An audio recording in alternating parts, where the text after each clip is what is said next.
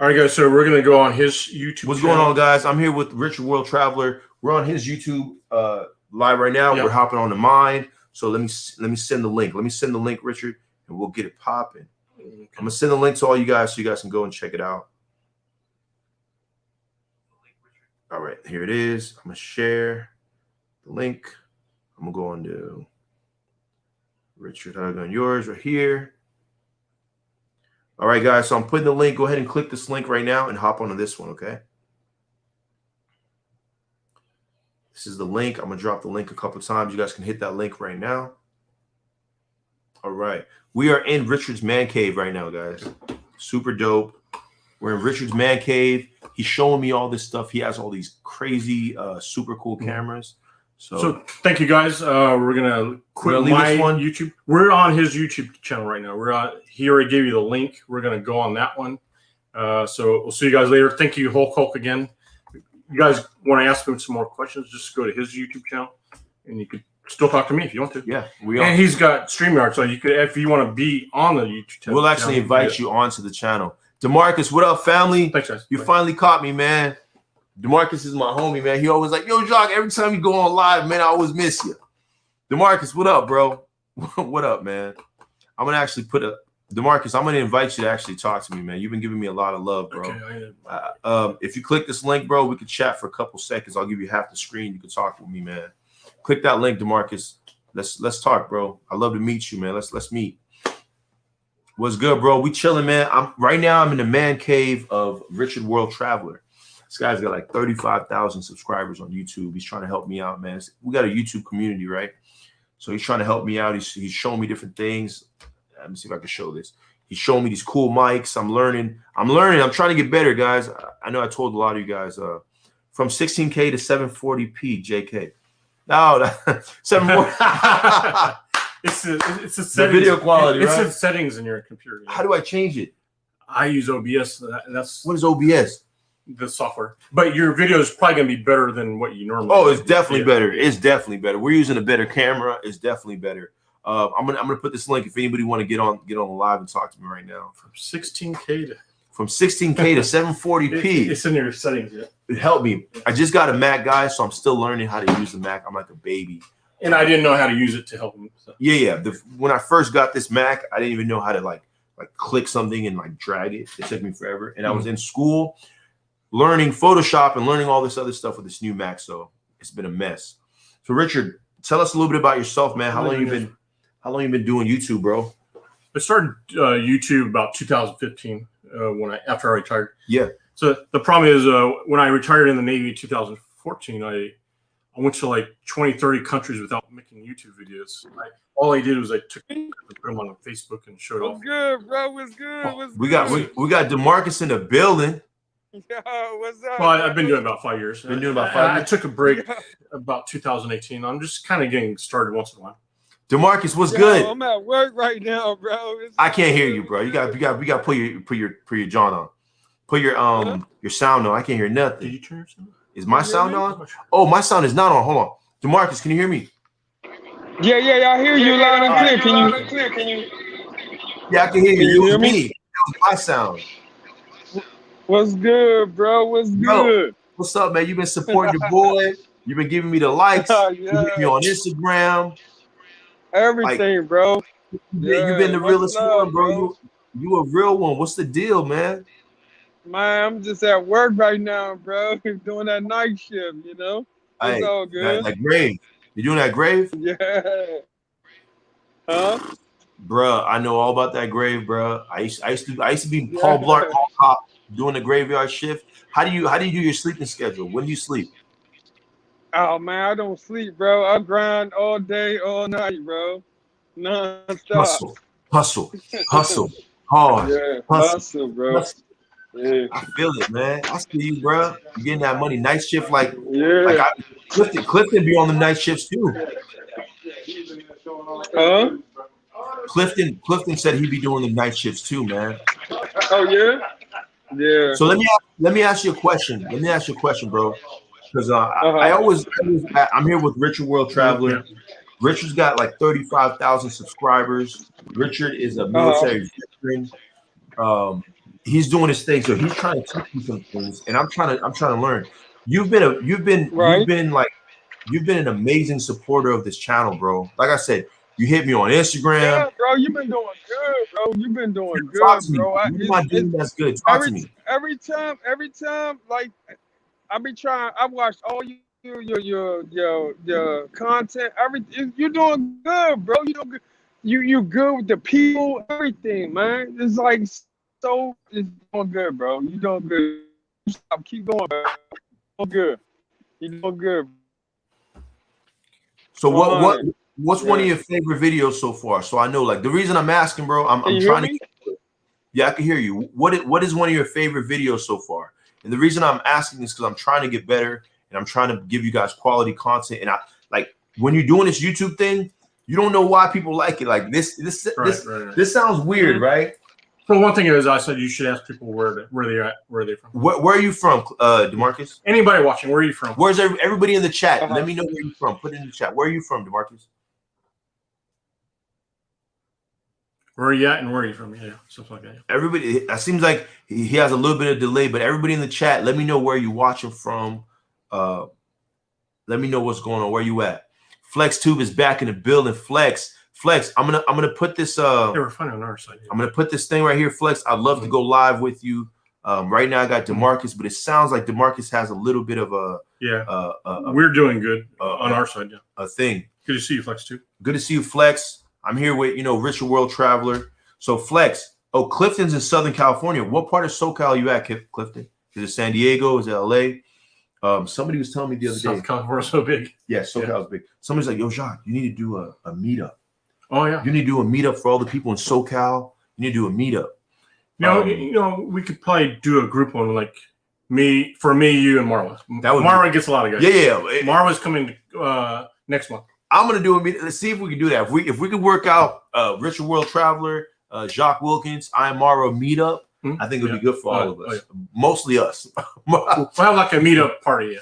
Mostly us. Yeah. But Marwa's a good dude, man. I met Marwa when he first came out here, man. He's a good dude. All right. So Clifton says the IE. Oh yeah, he was telling Ontario, Pomona area. Clifton, would you be down? Oh, FlexTube is from Sudan. Flex, you're in Sudan right now. I keep forgetting. I'm sorry. Yeah. I feel stupid. So shout out to he told me Sudan. that. I keep forgetting. Flex, hit that little link. I want to talk to you, man. I want to give you half the screen so I can talk to you. I want to talk to you about your YouTube journey. Flex has a dope YouTube too. I was talking to DeMarcus. DeMarcus was giving me so much love, so much positivity. He was telling me what he likes about my channel. So I'm trying to give you guys a chance to talk to me. I'm a real dude. I'm really out here. I haven't been able to put any crazy edited videos out the last couple of days because I've been on my daddy duties. I keep telling everybody, man, like I'm a real dude. I'm not just like you need something like me, like a man cave. Yo, I comes in here, guys. You guys gotta see this guy. He's got a couch. He's got another couch. He's got weights back here. He's got look at this. Look at this. He got microphones. He got like lights. He got everything, man. I'm getting inspired.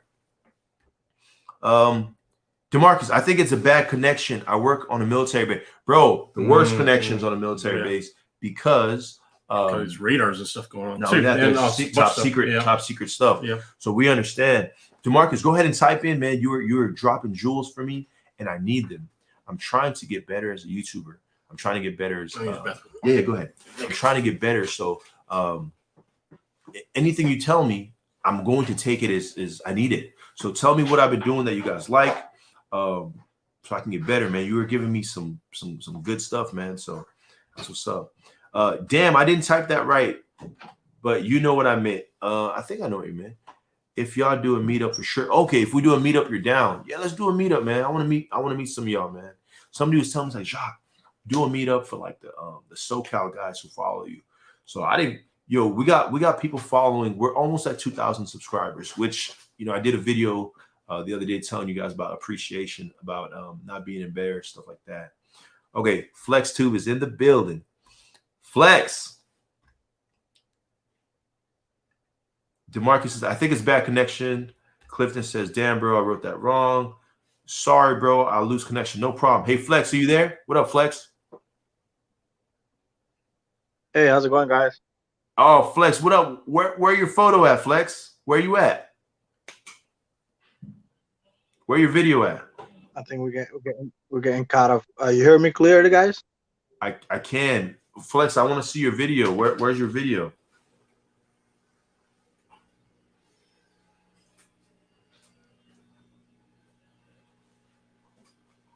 Flex, you there? I think Flex might have a connection issue as well. But you're free to Flex. Flex, are you there, Flex? All right, so we're having a little bit of an issue with that. So yeah, guys, so the San Diego meetup, I'm down to do that. I'm down to do a Tijuana meetup. I'm down to do all those meetups. So right now, like I said, the last couple of days, I haven't been dropping a lot of crazy videos just because I'm getting my my kids ready for school. I know a lot of you guys are doing the same thing, man. So I'd love to hear about that. What's going on with the schooling? I know everybody's on Facebook dropping the first day of school videos, the first day of school pictures. So super awesome, man. This is probably our biggest jobs as fathers, as mothers, as parents, right? So YouTube is my job, but I'm doing my most funnest job right now is, taking care of my father duties. Sabrina live was wild, Jock. I heard people was passing out. I had to check on my people. I had to make a call. Arlene hit me up. Arlene was like, yo, Jock, you need to call Valentina and check on her. She passed out. So I had to call and check on the squad and find out what's going on. So I went ahead and did that. I called and checked on everybody. And she's doing better right now. They've been drinking wine. They've been sipping. They've been chilling. So FlexTube is trying to get back. Let's see what Flex talking about. Hey, Flex, are you there? Hey, how's it going, brother? I'm doing good, bro. How are you, man? Doing great, man. Better than I deserve. Say it again. Better than you deserve. Good to hear you, man. Yes, sir. Yeah, man. I got Richard World Traveler in the building too. Thanks for all my support and super chats and everything that you've been doing for me. Thanks. Hey, how's it going, Richard? Doing good, thanks. Yeah, I need to set up a way where I can invite people to. So I have someone to talk to. Try StreamYard. It's super cool. It's super. I tried it. I just need to learn it. Yeah. Mm-hmm. So Flex, tell us a little bit about your YouTube channel. I was checking out your YouTube channel the other day. It was lit. Appreciate it, man. Appreciate it. I was inspired by Richard, man. Richard is the godfather. He created the walk-in video. Yeah, thanks. So people start copying him. So I was inspired. You're in a good place to do that. You're in a very unique place to do this kind of stuff. Where's he at? You're in Sudan, right? Sudan. Yo, I mean, merchants don't go there. Sudan. That's a very unique place. You need to take advantage of that. Tell me about Sudan. What's the deal with Sudan? What's good over there? Oh yeah, Sudan is a very beautiful, beautiful country. We are in East Africa, Central, surrounded with certain Arab countries and also African countries. The people are really nice. People are just like Mexico. People are very friendly, family oriented. As a matter of fact, in 2 months I'm going there, and I'm expecting Philip to come down. I told him he's good. He got the hookup. Where are you going to, Guadalajara or Africa? I'm going to Guadalajara in 5 days, and in 3 weeks I will go to El Salvador to meet Philly down there, and then in October I'm going to go to Sudan. I might meet up with you in Guadalajara, like I told you, man. Shout out to DeMarcus. DeMarcus says, "Bro, sorry I lost connection, but I'm still here." DeMarcus is he's on a military base right now, so the connection is kind of tough. Mm-hmm. Right now we're on live with Richard World Traveler. Mm-hmm. I'm at Richard's man cave right now, and he's showing me all these cool cameras, all these cool microphones, and he's teaching me. He's giving me some YouTube trinkets. So I must be doing something right, guys, because people are trying to help me out. So I thank Richard. I was live with Richard last night. Yeah. We went to the bars, and it was lit. You guys know how I do. I just walk around and have a good time and talk to the girls and talk to the guys, and everybody's having a good time. We got FlexTube on the line with us. FlexTube is from Sudan. FlexTube has been doing his thing. FlexTube has a great channel. If you guys get a chance, you gotta check him out. Where are you at right now? Are you in Sudan right now? No, I appreciate it. No, I'm in Texas right now. Well, Texas. Oh, cool. Shout out to Jamaica on the Go. Jamaica on the Go said, bro, what's good? Blessing. Jamaica on the Go, we chilling, man. We big chilling right now. I'm getting some. I might be in Texas in about 4 to 6 weeks. Maybe if you want to meet up, me and Mara will be there. Yeah. 4 to 6 Hell weeks. yeah, guys, you are welcome, and What's city? we can go show you around the city, and you guys get a spot to spend a night or two. Oh, cool. Thanks. Hey man, I'll pull up. I just I got some investments in Texas, so I should be coming to Texas sooner or later too. I'm gonna try to shout out to everybody. Type in, let us know where you're watching from. Yeah, where you from? Because we have no idea. You could be like down the street. Down the street, yeah. You could be the other side of the road. Or DeMarcus is DeMarcus is in DC right now. He's in the DC capital, right? Yeah. Shout out to DeMarcus in the capital. Flex said he's in Texas right now. Mm-hmm. Yeah. I was just in Texas a few months ago. Cam is in the building. What's happening? Cam, what's good? Hey, Cam. Listen, man. Philly Domside, dude. I didn't know you spoke French and Creole, Jacques. Yeah, I speak a little bit. I do a little bit. Shout out to Philly. Yo, Philly side, dude. Where are you at right now? I don't understand. Is that his another channel, or is it a Philly side, dude? Fanboy. Explain it again. Fanboy. Explain it again. Fanboy. Because everyone keeps asking. But Cam, what's up, bro? We chilling, bro. I'm leaving tomorrow, but I'm coming back in a couple days, man. We need a link, man. We need a link, Cam. I know we talked the other day. Cam was giving me some jewels too. Right. Cam actually works with he helps develop a lot of movements, a lot of stuff. He was telling me about Young California, all the stuff he's doing. So this guy's really talented brother as well. So right now we're on the live. We got FlexTube in the building. Philly Dom side, you. They're asking some stuff about you, man. Hit me soon as you get back. I'll be back in a couple of days. You know how I do it. I keep it moving like an eviction notice. So FlexTube is doing his thing. FlexTube right now is in Texas. Am I right, FlexTube? And it's going to go to Guadalajara. Flex, you there? So I was on FlexTube's YouTube channel, guys. If you guys get a chance, you got to check him out. He's doing some great things. I'm really proud of him. Guys, it's hard to do this YouTube thing. A lot of people hit me as soon as you get back. You already know. A lot of people don't realize, like, you were just saying something on your live. You said, what were you saying, Richard, about, can you plug this in for me? How hard it is to just grab a camera, put a camera in your face. It is for most people. Live. So Richard has almost 35,000 subscribers. Richard told me that he's been doing this for, how long you been doing this, Richard? About 5 years. No. Wow, 7 years now. 7 years. You've been doing this YouTube for 7 years. But I took a break in 2018, which really hurt my channel. Took a little break from YouTube, but now he's back like he never left. Like I said, we went out last night. We're having a good time. I'm going to put the link in if anybody wants to get on. Philly side dude, I want to talk to you. Philly side dude, Philly Dom side dude, I want to talk to you, man. This is a chance you guys can meet me. I've met Cam. I've met Jamaica on the Go. I've met DeMarcus briefly. Philly side dude, I haven't met you. I haven't seen you. Get on the live right now. Talk to your boy, Jacques Wilkins. If you guys have any questions about YouTube, this man here has 35,000 subscribers almost. So he's very technical. I'm good with the technicals. I'm not good with the personality. I need the personality. Hey, I don't have the technical stuff. He invited me on his channel. We did like an hour live. Yeah, right. And he's like, Jacques, we went out last night. We had drinks. We went to the bar. We were chilling. He's like, yo, Jacques, man, let's do a live tomorrow. You have good energy. I don't have that much energy, but with your energy, and we could do it together. I said, no problem. I said, after we do your live, we could hop on my live too. Sorry, Philly. No, I don't know. Your channel name confuses me. I have no idea who you are. Philly Dom side dude. He must be his good friend. Hit this link. No, I know a little bit about them. They grew up together, but okay. I'd love to talk. Everyone's asking, so I want to. I have no idea. I want to give you the opportunity to talk. Maybe one day I'll get lucky. I'll get a side dude. Maybe I'll have a Jacques Wilkins side dude. That'll be dope, man. The reason I said that is because Marwa has a bunch of people that says the people that hate him. It's like I am Marwa, blah blah blah, but it's people that hate him. No. This is a homie. This is a homie. This is a homie. But giving y'all the opportunity to talk to us. But let's see. Okay, so you got 35,000 subscribers, 34,000 subscribers on your channel. You're ex-military. Mm-hmm. What else? What else can you tell the people about? What do you have next coming up?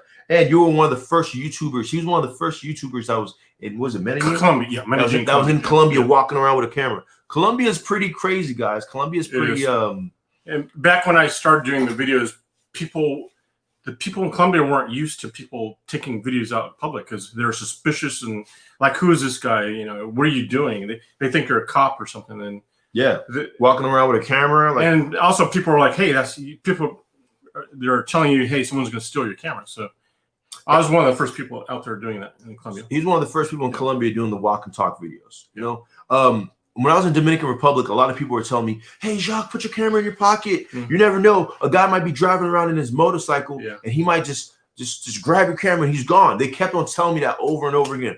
Like I tell you guys, I'm a pretty big dude, right? I'm a pretty big dude. I'm like 6 foot. I'm pretty solid. So I don't have that sense of insecurity that somebody's gonna be able to just take something from me and just leave. I feel like that too. Also, I'm ex-military, so I have a 360-degree awareness. You know, they drill that into our head. So I kind of always know who's on my side, who's on my front, who's on my left. I kind of have a sense, right? But no one's untouchable. Anybody could be touched, you know? So he was one of the first guys in Colombia doing these videos. Colombia is kind of dangerous because it's still like the Wild Wild West over there. There's still a lot of stuff going on. So when he's walking around with a camera, people don't know if he's the feds. They don't know what he's doing. You could have gotten shot in the head. Yeah. You know, but you know, he's one of the first guys to do that. Let me read the comment. Sorry guys, I guess I have bad internet, but it was nice talking to you. JW, thanks for the sweet words. Richard, I hit you in the gram. Let's link. Yo, bro. Okay, cool. We got to support you. He said he's gonna hit you in the thing. Guys, make sure you take a second right now and give this video a like. Take a second and give this video a like. Thanks for that too. I would like to see you in Texas for sure. Yeah. Clifton, I want to talk to you. Clifton, here's the chat. Click this chat right here. Click this link, and you can get on. I want to meet you guys. I want to talk to some of you guys that I haven't talked to. But yeah, so Richard is super dope. 35,000 subscribers. One of the first guys in Medellin, Colombia, doing the YouTube thing. Ex-military. I kind of want to talk. Okay, give it a like, guys. I kind of want to talk a little bit about. He did 20 years. He did 20 years in the military, and he's actually retired. I kind of want to talk a little bit about military. This is the weirdest thing, guys. When I was in the military, I wasn't allowed to talk about it. It's weird. We're not allowed to talk about it. Yeah. Now that we're out, we can talk. We can talk about it. But I never knew I was going to be like this military guy. But I find myself talking about it all the time. But it's like, it's crazy. So let me ask a few questions. Sure, yeah. And you guys, if you guys have any questions for us, a lot of you guys have been watching my channel, been following me. If you have any questions for me, let me know. DeMarcus, tell me more about what you're telling me. I know we didn't have a good Wi-Fi, but tell me more about what you're telling me, because he's actually showing me some things about the YouTube game right now. I'm learning. And Philly Dom took some time with me and showed me some things. So a few guys, they see Philly Dom used to sleep on that couch right there. Seriously? Yeah. So a few for about a month, yeah. For about a month. And Marwa, yeah. And Marwa. Yeah. So this guy's actually like the GOAT. He actually trained Philly. I know you did. Yeah. I know you trained Philly Dom. He talks about you every single day. Yeah. I know you trained Marwa. You showed him a few things. Yeah. So now he's going to be trying to train me, show me a few things. So I'm really blessed, guys. Remember I did a live and I kept on talking about be appreciative. I did a live and I was telling people, like, we're a little bit under 2,000 subscribers, right? Mm-hmm. You'll pass it up. I'll pass it up. Oh, for sure. He thinks I'm going to pass 2,000 subscribers. I think so too. But guys, he doesn't have to train me. He doesn't have to teach me some of these things. Mm-hmm. Why are you choosing to you got 35,000 subscribers? You don't need to be hanging out with a guy with 1,700 subscribers. Why are you choosing? I know, because I see your potential. I see your potential of being a great YouTuber, and I think some people just need some tips and hints and tips. And me, I know I could be better if I put more effort. I just don't put the effort out. But I see that you are willing to put the effort into it. So it's kind of a waste of my knowledge to not actually do it. So I think I have the knowledge. I just don't put the effort because I kind of already financially doing good. So, but you mentioned that in your last when we were live. First of all, guys, do you agree with him or is he capping? Do you guys think that I have the potential to be a great YouTuber? Do you guys think that I'm on the right road? Am I doing the right things? Do you see what he says he sees in me? Do you guys see that, or is it just blubber? Yeah, so what do you guys think? What do you guys think, man? I see his energy, his enthusiasm, his outgoingness. he's not hesitant. He's not afraid to go out and do something. Tell him about last night's live. You're telling. Yeah, he's going live with the camera and everybody, all the people you don't know, strangers. I personally have a hard time doing that, but he has no problem going to people he doesn't know and putting them in his YouTube video, and that's a very, very good asset, very good strength. And you already know how to do some editing, so there's not really much for you to learn to really, as opposed to like, not saying Philly is slow, but I had to teach him, like sit down and teach him how to do stuff. Marwa taught him a lot of stuff. Mm-hmm. And I taught Marwa a lot of stuff. So just have to put some effort. So guys, I'm in good hands. So last night we went out to the bars. We was chilling. Some of y'all caught the live. And what he's saying is, so you sat down and you were getting a drink, and I immediately, what did I do? I immediately grabbed the phone. You just did it. That's why remember I left that comment on your channel. Yeah. Just do it. Just do it. A lot of people are like, I want to be a YouTuber, but you want to.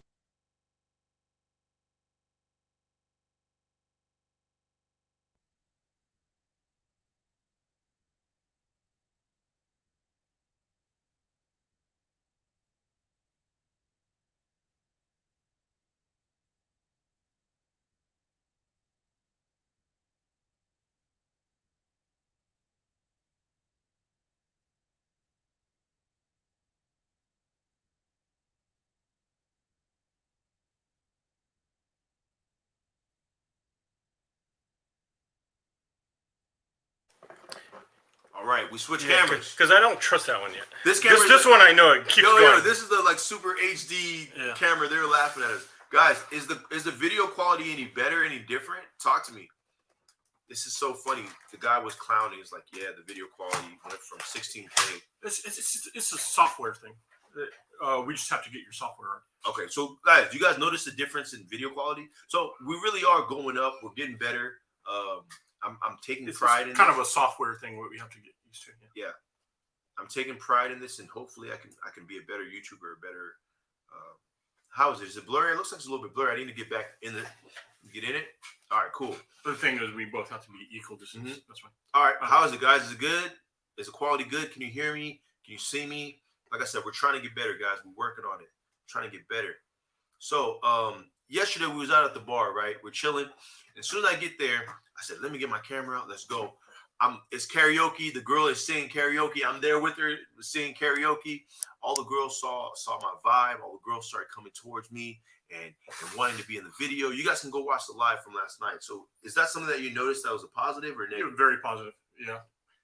A lot of people are afraid to be in public going like this. Yeah. Because you think everybody's watching you. A lot of people are, but they don't care what you're doing. Really, honestly, they don't care these days. Yeah. Maybe 5-6 years ago, people were like, "Yeah, this fool," but these days, people are so used to it. So, like, you were in that club last night. Nobody cared. Everybody wanted to be part of your video. Even the security guard. The security guard started going, boom, boom, boom. Like, guys, I did a live. Like, guys, I really shout out to Cam. Cam said, shout out to the tribe. We're building a tribe here, guys. We're building a tribe. Thank you for joining my YouTube tribe, my YouTube family, man. DeMarcus says, all your videos are hits, bro. Seriously, you're doing good. Thank you, DeMarcus. Thank you. But why? I need to know why. What do you like about him? Because, like I said, okay, you got 35,000 subscribers. When you do a video, do you know like, yo, this one's about to go? Do you know?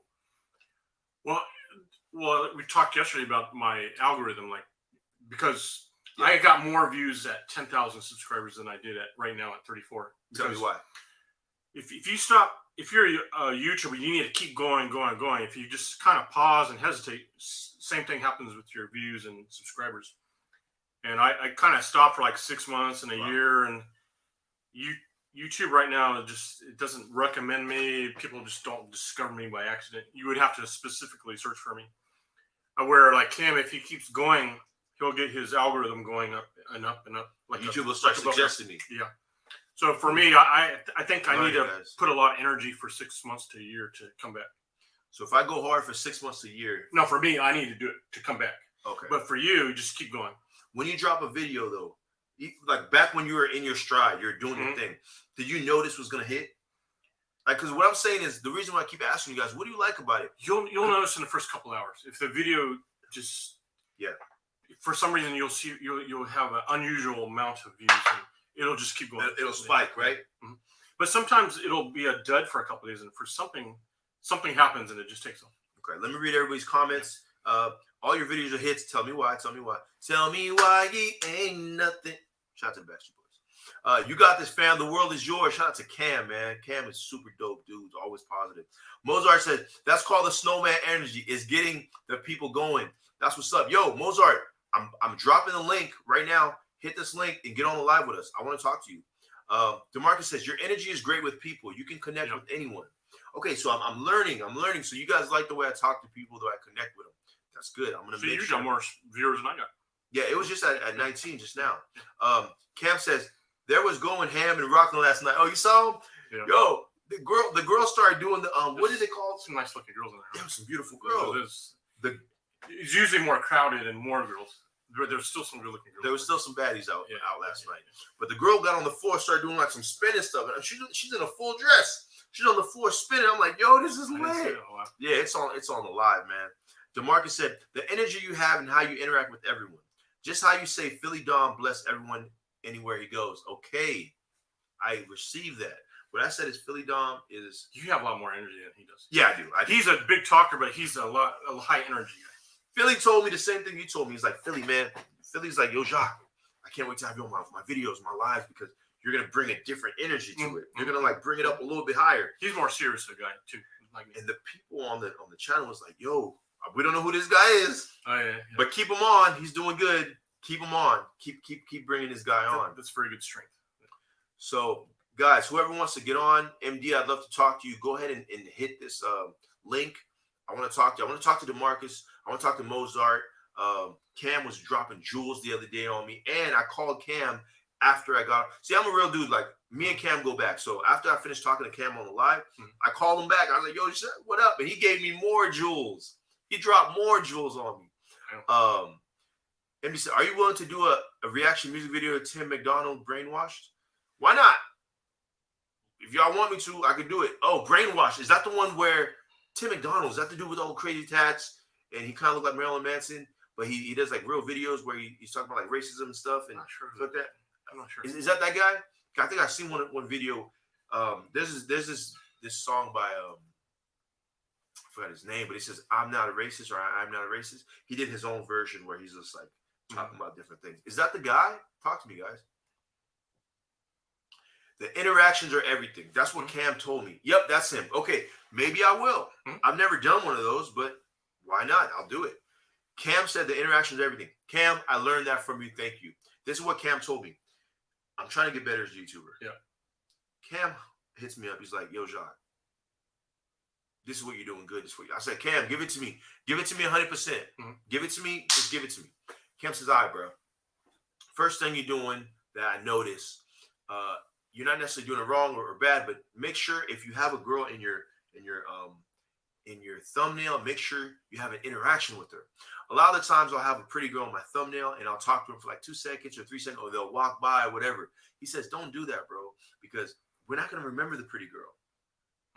He says, you're in Tijuana, Mexico. There's beautiful girls everywhere. You'll trip over a pretty girl. That's what he's telling me.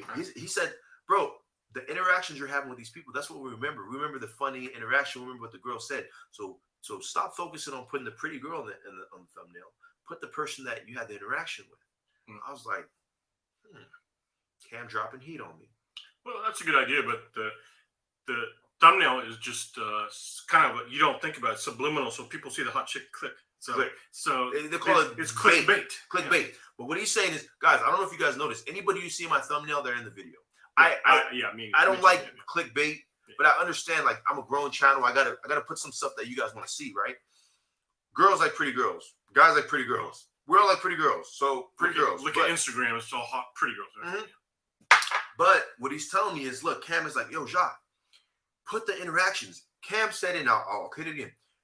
Cam is a true friend. Cam's a real one. Cam's one of the realest ones I know. Cam said the interactions are everything. It is for your video, yeah. But for the thumbnail, it's like you need to put the you need to just right. You need to do it. So I'm gonna try to find the balance, Cam. Yeah. But I get it, and I'm gonna do more interactions because everyone is saying is they rock with the interaction videos. So let's do it. But I agree. The interaction is very good. Like some of my best videos is when I'm interacting with someone, not just walking and minding my own business. Yeah. And if you watch my videos, I almost don't. Put a comment in here so people can click your name. Yeah, I never walk just down an empty street. I try to find a street with people. Yeah. I walk through busy parts. I walk through a park. I walk through shopping centers. If you watch my videos, I don't walk through an empty street because nobody wants to see that. No, they want to see people. So Cam, you gave me that jewel, and I'm gonna hold it. I'm gonna hold that jewel. Shout out to Boom Bash. Boom Bash is in the building.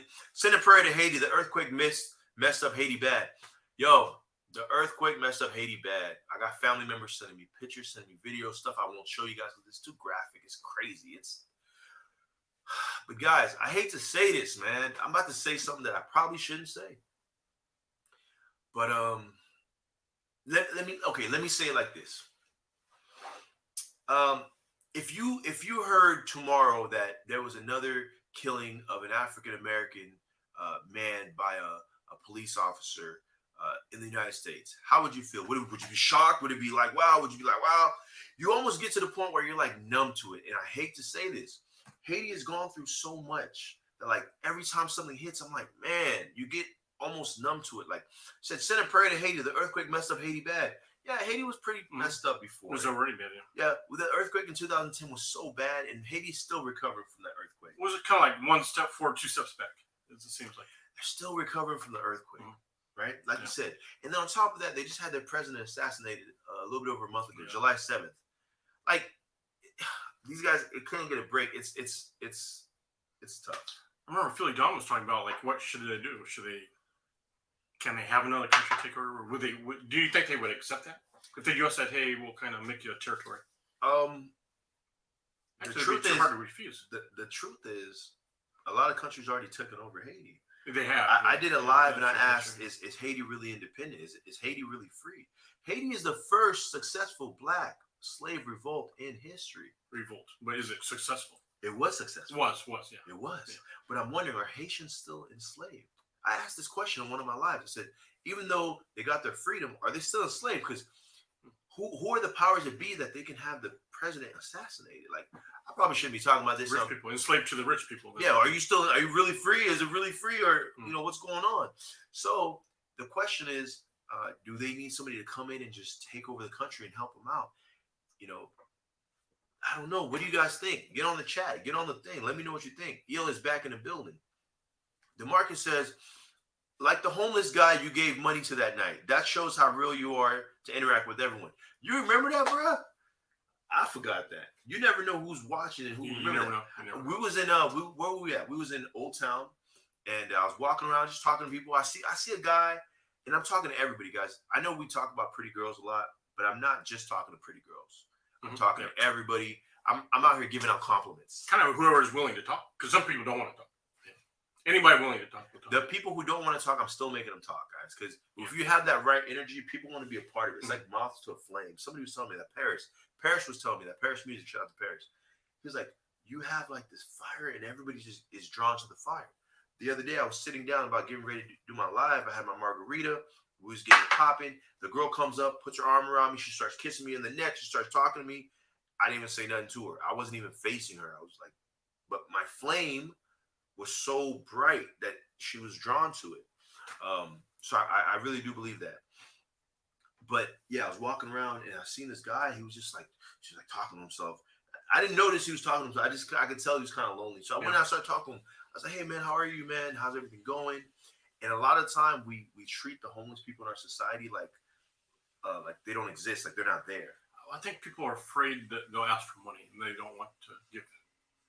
I think that's personal. Like if I see a homeless, it's like, oh no, he's going to ask me for $10, so I'm not going to talk to him. I think that's kind of what happens. Do you guys agree? Do you guys think that or sometimes if they're talking to themselves, they're crazy. So they might have something. They might shank you, or they might. Don't know. Yeah. It's corona. They might cough on you. What do you guys think? Why is our society? Why are we so scared to talk to him? So I saw the guy sitting there. He was kind of like in his own little zone, and I just went over there. I just talked to him. I said, "Hey, bro, how are you? What's going on?" He starts talking about some stuff. I don't know. And then what happens? We start talking, and I always wonder, guys. Do you ever wonder in a country like the United States, one of the richest countries, how does somebody become poor? How does somebody become homeless? How does somebody get to that point? I know there's a lot of different things. It could be drugs. It could be everything. Like, I always wonder this because I go to other countries, and this is weird, guys. I'm very straightforward when I talk, but Richard, let me tell you, I go to other countries and there's poor people. People are hustling. The little kid is. I'm in Tijuana, Mexico. The little kid has like 3 little balls. The little kid is, guys. This is hilarious. I'm in Tijuana, Mexico. The little kid is standing on top of his little brother or his older brother. His feet are right here. He's standing on top of his older brother like this, and he's juggling balls. Yeah. I see the homeless guy, the guy. He's over there with a dirty rag, talking about, "Hey, let me clean your windshield." They're doing anything and everything to hustle to do something. I'm like, where is that hustle in the United States? It isn't there. Where is that hustle? How could this dude say, "I'm not going to be poor. I'm not going to be broke. I'm not going to be beg. I'm not going to beg. I'm going to clean your windshield that's already clean with a dirty rag, but I'm going to do something. I'm going to do something." I asked myself, how did we get to the point in the United States where we're just like homeless, just like that? And maybe that's an inconsiderateness of me, but God gave me free will, so I'm able to think for myself. And I always ask myself, maybe you guys can tell me in the chat. Well, just you could go back to the 70s or earlier, and if you think of someone that works in a field picking fruit, who do you think of? You think of immigrants. You think of minorities, illegal Mexicans, usually, right? Okay, yeah. Sometimes they've said that. Yep. Yeah. So why? Because Americans don't want to go out there and do it for a pretty decent paying job. Sure. So they'll get the legals, and then now you got illegals working in food factories. But then they're saying, guys, this is something that I've heard. I grew up in California, guys. So I grew up hearing this.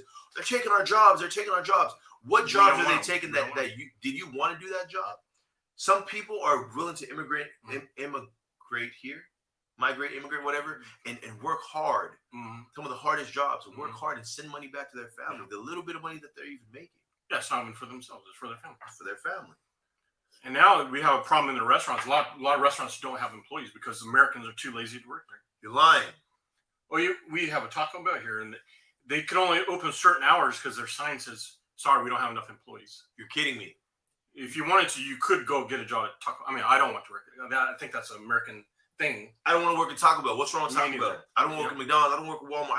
I know guys who are like lazy. Like, I don't want to do this. I don't want to do that. Yeah. Super crazy. Let me get back to everybody's chats. Like the homeless guy. Yeah. So I ended up giving the homeless guy some money. I was on the chat and people were saying, "Give him some money." I said, "All right." I looked at my wallet. I had like $10, $7, $8. I gave him some money. But I always wonder, people say, "Oh, if you give would you rather," guys, here's a question.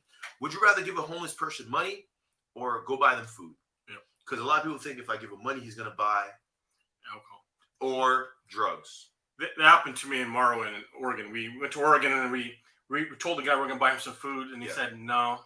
He said, "Go buy me some beer." Wow. We went to the store and bought him a case of beer. And he gave it to us. And then all his buddies came around trying to drink beer. Trying to get their piece of beer. Some beer, yeah. Crazy. Yeah. G. Patier says, "What up, Jacques? What up, Richard? Lady in the DR gave Jacques a shout out on Dom's stream earlier. That's what's up, man. Like I said, we're all one tribe. We're all one family, man. So I'm locked in with those dudes in the DR. I'm locking in with Richard right now. He's training me on some YouTube stuff. Richard trained Philly Dom. He helped train Ayamara. So now he's I don't know how, but he's willing to train me as well. I don't know why. Why? Because I see your potential and you're willing to work hard. Me, I'm not really a hard worker. I just relax too much. I'm an immigrant. I've been an immigrant for years. Yeah. I'm gonna work hard. That's maybe that's what it is. That's what it is, bro. I swear. Clifton is trying to get on. Let me. I see your potential. Clifton, well, you're willing to work hard.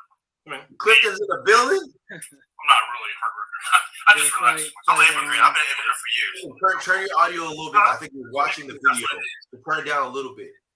All right. Hold on, Clifton. Let me get to everybody's live, everybody's comment, and then we'll holler at you. You know what's up? So I should get to your phone. Getting involved in YouTube. He has a lot of knowledge. Cam is super smart, dude. Cam actually he's an influencer as well. He was big on I think he was killing on if you can now wear headphones. That's why I don't do this. Yeah, I wear headphones. Okay. Cam was huge on Snapchat, and he's huge on. No, he does it on Instagram, on Twitter too. Good evening, everybody. Boom Bash in the building. What's up, brother? Cam, we got more to go over later on when you get back. Cam, I need you, bro. I need you. Richard, strange guy here with Jacques Wilkes. I'll be back. Oh, Richard, bro. Richard's a real one. Yo, I'm gonna get right to you, Clifton, because I want to talk to you, but I want to also be respectful to the chat. Make sure I get everybody's comments as well. You guys try to wear headphones. One reason I don't have guests is because I would have to wear headphones. Oh, okay. That's the reason. Okay, so El is back. What up, family? How you doing? So, guys, they kept on asking me. They're like, Jacques, how can we support your channel? How can we support your channel? I'm in the process of getting monetized. So I'm not exactly monetized yet. So you can always hit up the Cash App, Jacques Wilkes 1. Everyone kept on asking, I want to do a super chat. They text me on Instagram like, Jacques, I want to support your channel. You're doing a good job. Mm-hmm. I don't have the super chat button yet. No, you'll get it soon. But it's coming soon. Once they approve everything, they'll give me a super chat. Yeah. So for now, after we're done with the live, I'll try to turn it on, but I don't think I have access to it. For now, you can just hit the Cash App, Jacques Wilkes, okay? Mm-hmm. I remember to tell you about that. I'm glad you're back in the States. Absolutely, man. For now. Cam Season said, Philly Dom side dude, after Twitch and podcast, that's next. Yeah, he's doing his Twitch thing. So, Cam, let us know what's going on with the Twitch thing so I can tell people about it on my channel and we can keep this tribe going, man, because we have to support you, Cam. We got to support you, bro. Il says, what did I miss? We just talking. We chilling. Deserves better for real. People remember the interactions, LOL, especially when they're helping those in need. Yeah, I didn't even know. I forgot about that. I forgot I gave the homeless guy money. Because, when you're doing this YouTube thing, you get on, this vibe, this stride. Right. I'm striding through my video. I'm striding through my live. I don't know what I'm doing, man. You just get into this mode. Yeah, you're just you're driven. You just keep going. You're just going through it. So Clifton says, a lot of times it's mental illness. I've seen guys who did well with the company car. Next, he is homeless. Whoa. Some self-medicate with drugs because it's easier to get. Everyone has a different reason. Now, you did 20 years in the military. Mm-hmm. I know he's a retired veteran. I know you've seen people with mental illness. Oh yeah, a lot. And I don't know if you guys know this, but in the military, there's a lot of depression. There's a lot of suicide. A lot of alcoholism. A lot of alcoholism. A lot of DUIs. A lot of people getting DUIs. A lot of people getting DUIs. What are some of the things that you've seen? You did 20 years in the game and you out. What are some of the things that you've seen? Probably the craziest thing is people avoid deployments. So when the ship gets underway, they'll jump off the ship. And then... Say that again. First of all, this is not a small ship, guys. Yeah. We're talking about warships. These are military warships. Big warships. Yeah. Big ships, big ships. Imagine... I was on an LPD. It's like a mini carrier. It's not a small joint, but it's not the biggest. Yeah. But it's imagine a high building. You got to go upstairs and stairs to get to the quarter deck. Mm-hmm. But talk about it. These guys are jumping off these ships. Right. You talk, bro. You talk. You got 15 years. So 20, a lot of people can't deal, especially if you're married and kids. You can't deal with, I'm going to be gone for 9 months. I won't see my family. So some people just lose it, and as the ship leaves, they'll just jump off, and then. Have you seen it? Or you heard about it? It's happened on my ship, but I haven't seen it with my eyes. Yeah. And then you always see it in the Navy news or news. It happens a lot. A lot of women purposefully get pregnant. You probably see that. So they don't have to go on deployment. Yeah. But now you got a baby. Now you got a whole life to take care of. So like a woman in the military, they're I got to disappear for 6-9 months. Well, they end up getting pregnant right before they have to go. And then now they don't have to go. Now they get on shore duty. But here's the kicker. I've seen this happen. She goes and gets pregnant. They give her 6 to 9 months. Yeah. What do they do after? Yeah, abortion or something? Or no. I've seen that. You seen that? Yeah. Oh, I've never seen that one. Yeah.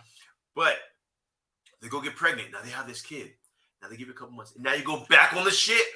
You go back on the ship. Now you're back on the ship with a baby that you have to put in somewhere else. And you're back on the ship and you're deployed anyways. And you haven't seen your newborn baby for 6 months, 7 months.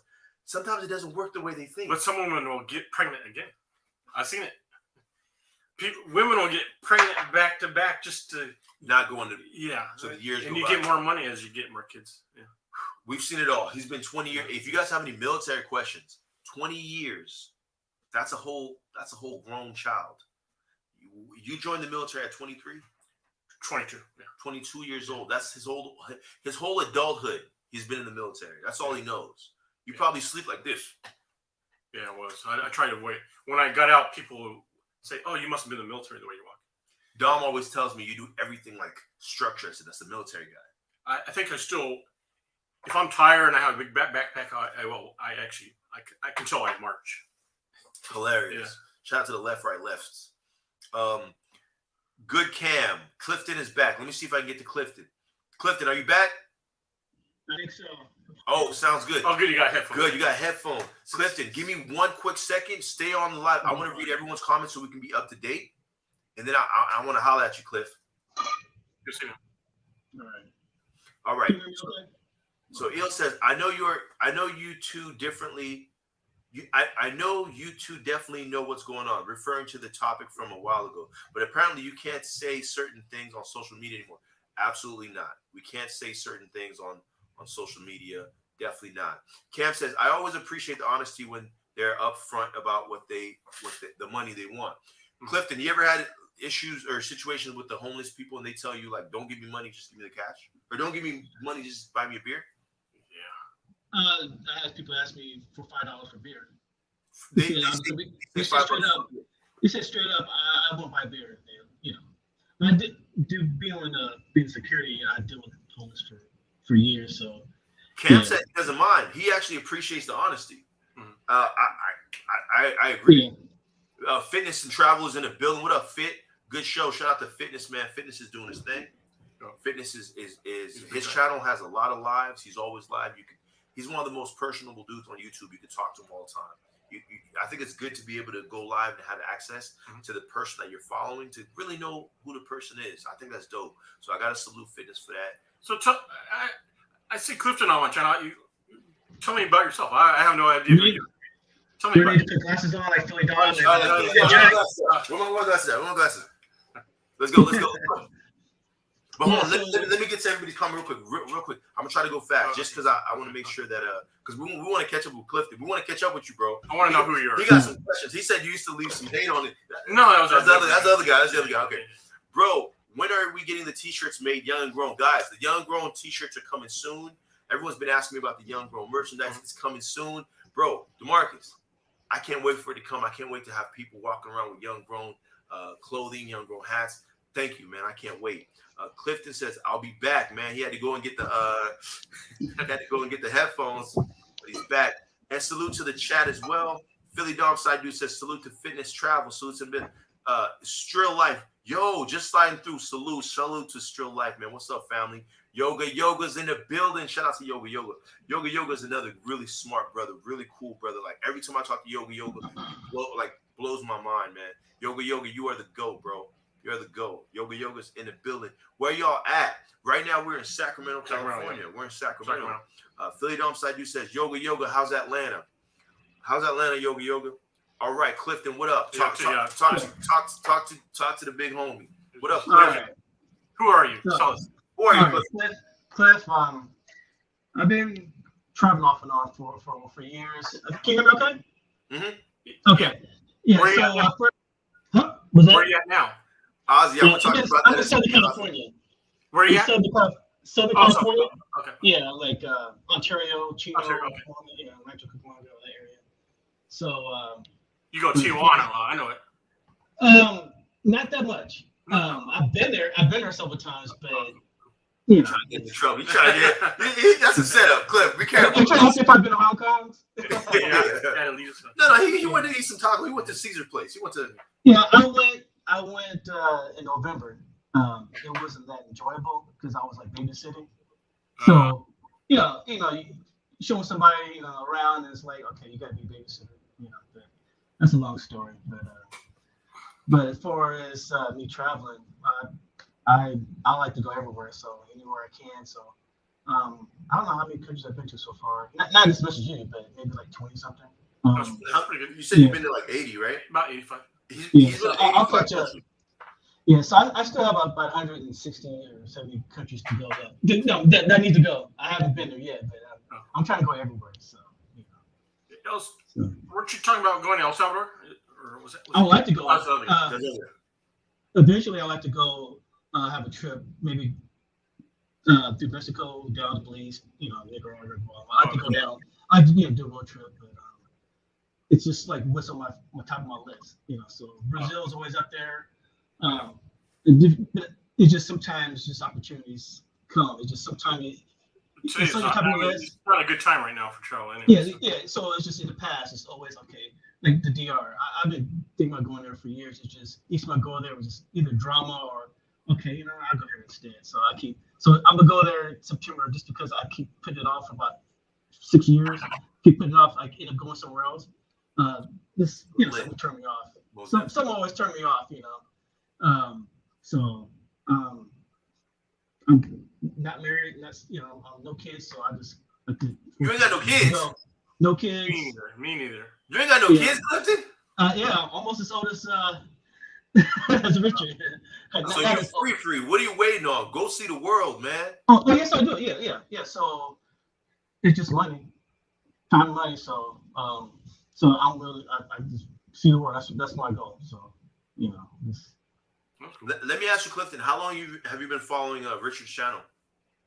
I don't know, for years. I don't know exactly. Maybe 2016 or so. I don't know. That's when I was really active. Yeah, I kind of stopped in like 2018. It was before you stopped. I know. I don't know. I remember. I was kind of in my prime. I was in Colombia and everywhere. It was probably 2015. It was probably 2015, 2016. That's kind of where I started in Colombia. What did you like about the channel? What kept you like interested? Compared to a lot of people, he go different places. He just different countries, seeing different, just seeing the world, not just the same space spot all the time. So he's moving around. He was active. Moving around, just like I say, just different angle than other people. So everyone has their different angle that they go. So everyone's different. Everyone's unique. So it's just also he showed how his equipment and how he did his equipment and all that stuff. So and also like because a lot of times you went to like Vienna and different places, and of course a lot of people don't go there. So that's one thing I like is just going to places that you don't see the same old Medellin video or same old Parkeyeers, the same old everyone's going to the same spot, so it gets tiring after a while. So but everyone has their different angles. So he has his, you have yours, Philly has him, so everyone has a different angle. So that's why I watch it for people, so everyone has their own.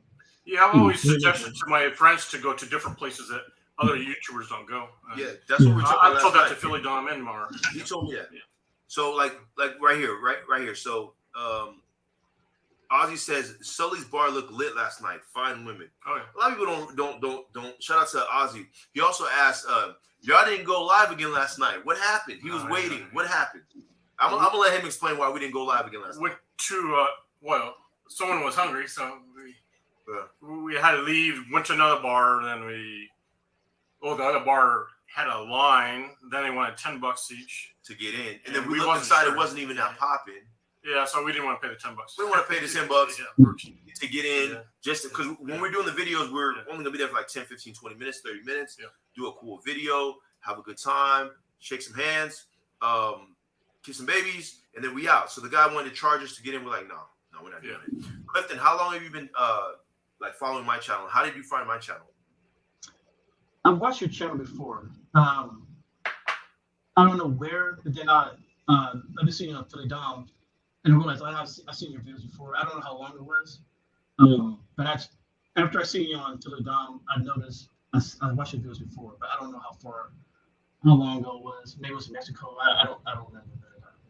Yeah, one problem is he was in the Navy not too long ago, and when you're in the Navy, you can get in trouble for being on YouTube. It's so stupid. So he had to lay low and be careful. Now he can do what he wants. Yeah, I've seen you. And it's like, oh yeah, I've seen you before, but I don't. You probably heard my voice. A lot of people are like, yo, I recognize this guy. I don't know where. A lot of videos, a lot of Don's videos. I'm in the background. Like I'm the translator. People didn't know that. I'm the guy that was translating all the Haitian videos. Yeah, but I've seen you and heard like okay, and then I saw some Mexico videos. I'm like, okay, that's putting two together. I'm not sure how long ago. It wasn't that long ago. At least last 14 months or so. Okay, what do you? I'm gonna get right to you, Ozzy. I'm gonna get to your comment. What do you like? Richard is helping me out, right? Richard helped out Ayamara. Mm-hmm. He helped out Philly Dom, and Richard is very technical. He knows all the cool stuff. So he's decided to help me out, which I appreciate it. He's just trying to teach me some things. I'm trying to become a better YouTuber. I'm trying to be give really good content. What do you like about my channel? What drew you to it? What's keeping you here? So I can know to get better. Like people say, like the attitude, the liveliness. Because some people have no personality. So it's like so. I guess it's like the personality, liveliness, and then you go and you talk to people on the street. That's what got me on the YouTube. Really? Yeah. You got the energy. I wish I had. I think I'd have a lot of subscribers right now if I had the energy. Yeah. So you have the potential, and we'll see what happens. You have some of the knowledge. Yeah. So let's say everyone has their plus and minuses, So it's just taking the goods from different people and build on that. So I think you're right. Like some people like my videos because other YouTubers would just put a bunch of music and cuts and show their face, talk on the camera. For me, I showed people what I was seeing, what I told you earlier. Sure, you're like a straight view. Like they felt they were there with you. Yeah, I was trying to be like a virtual, but now I want to get into more of I'll talk more. Is what I want to do. Yeah. So you're right. Talking about everybody's got their own angles. Yeah. Okay. So Ozzy says, when did you serve? Salute. When did you serve? First day was December of 1993, and at the end of 2013, I didn't have to work anymore. I wasn't official until January 1st, 2014. Okay. Me personally, I served from 2017 to 2021. I just did like 4 years, but that was my goal. My goal is he did 20, right? Yeah. My goal was the reason I joined the military. There's a lot of reasons, but one of the main reasons was I wanted to be able to pass down the GI Bill to my daughter. Mm-hmm. And my daughter was like 4 or 5 at the time. I wanted to be able to give her the GI Bill so she can go to college. That was something that was big for me. But yeah, that's about it. Clifton, do you have any family members or friends, or were you personally, do you know anybody who's in the military at all? I have a nephew. I mean, my uncle used to work back in the day, but I have a nephew. I don't know, maybe in the Navy. Last time I heard he was in Japan. That was a couple years ago. So that's what he's in Japan now. Actually, he's a grand nephew. So all my nieces and nephews are like 40 years old. So they're all grown. They're grown now. Yeah, they're all grown. So like my grand nephews and stuff. He's one's in the military. So my uncles and stuff. I have. That's awesome. Well, Clifton, do you have any questions for us? You got us right here. You got them right here. You got me right here. Do you have any questions? I'm just soaking in all the information. I'm not sure if you can hear me okay though. But we hear you great. I see it's like this. Yeah, we hear you. Yeah. Okay. I just want to come on. Just show my face after first time showing my face. So I'll just. So if you don't mind, it's a personal question. I'm kind of curious about your ethnic background. I'm Negro. I'm Negro. You know what I tell people? I tell people I'm mixed. My mom's black and my dad's hella black. So I'm a mixture. Yeah, my mother's light. My father is a little light. We all have different stuff. Well, I get that question a lot too. Yeah. I'm half Vietnamese, half white. Oh wow. Yeah. Nice. But I can go like Mexico and just keep quiet, and people don't look at me. Really? They'll think you. Yeah. If I just keep quiet. You do look like your name could have been Jose. If I just keep quiet. Yeah, that's why I go into like some places like Brazil. I blend in. No one pays me. Yeah, you look like you could have been a Jose too. Yeah. Or Enrique or Javier.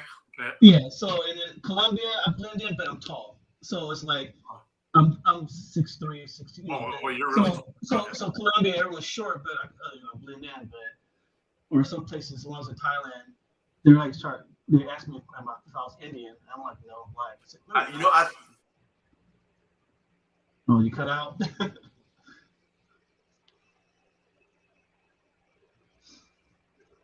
Technical difficulties.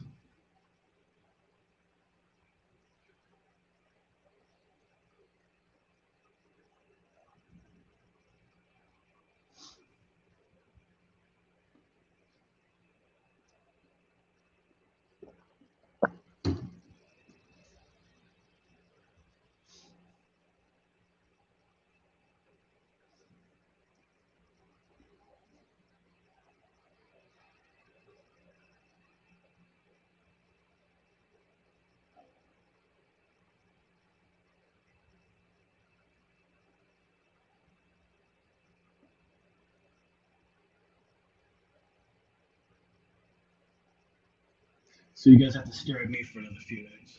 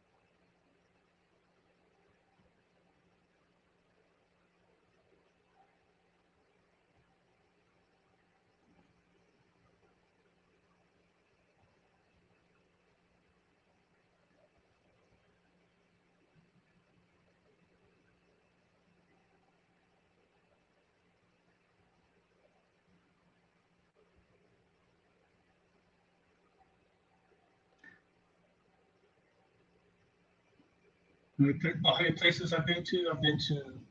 You gotta count like 20, 22 or something like that.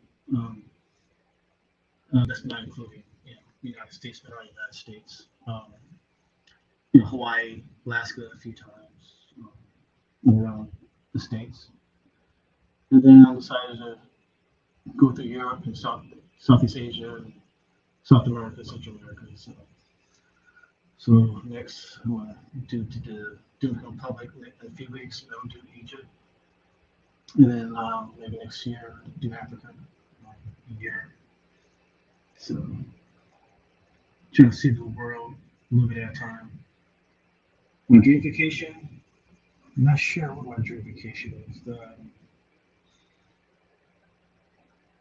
I don't know. My dream vacation is just to see everything, just have enough to travel nonstop. So I don't have actual one particular dream vacation. So I just see the world. All right, guys, we're getting back. Can you guys hear me? Sorry about that. We had a little bit of a technical difficulty. I've never had this problem before. Can you hear me? Yeah, I can hear you. We never had this problem. Hold on, get in here so you can get in the chat. Yeah. Shout out to Karina. Karina's in the building. Hi, Karina. How are you? We love you. How are you? So you said that your favorite. Okay, what was your favorite spot so far that you've been to on your that I've been to. You see, when I go somewhere, it'll be my favorite spot. Where? Every time I go somewhere, it ends up being my favorite spot. Seriously. I guess my last spot was Brazil, so that was my favorite. Before that was Colombia. Before that was Thailand. But everywhere has its own unique. Like everywhere is. I mean, now Thailand, I don't know, but everywhere has its something unique about that place that another country doesn't have. Like Spain, you have that tapas and all other foods. Then you go to Thailand. Okay, that food's even better. It's cheap. And then so everywhere you go, man. Yeah. I heard a lot about Thailand. I gotta go. I heard too many things about Thailand. Thailand's been, as far as food, that's probably my favorite. I think Spain was the second favorite. Colombia, to me, I don't think Colombian food it's not that great, but everywhere I go, it's kind of it's a little bland, it's bad. Thailand is food's good and it's cheap, and you can go outside. But then you go to South America, Central America, I'm into fruit, and you have all these exotic fruits that you never heard of before, never tasted it. So everywhere has something unique about it. So I can't say like my favorite. I guess my favorite is Brazil, but it's something that none of the countries would have. Like everywhere I went to, pretty much, I like, for the most part. I'm like super excited about Thailand. I mean, being in the military, we just hear so many amazing stories about Thailand. Well, I got lucky to go there in the Navy a couple times. Tell me about that. You said you went there? It used to be funny, like let's see, the first time was probably in the 90s. Yeah. It was okay for the Navy guys to walk around with the hookers. What? So we go there and pull in the patio, and all the Navy guys got hookers with them. Keep it PG. And then We'll just keep it at that. Friends. But then something happened, like the tailgate scandal or something. Then the military came out with a policy where you can't. It's illegal for us to do that. Wow. So then the next time we pull into Thailand, everybody has the girl walking across the street and meet you up at the hotel. So we still did it. It's just we couldn't. I got the weirdest question. I'm going to ask this question to the chat. Okay. What is it about? Okay.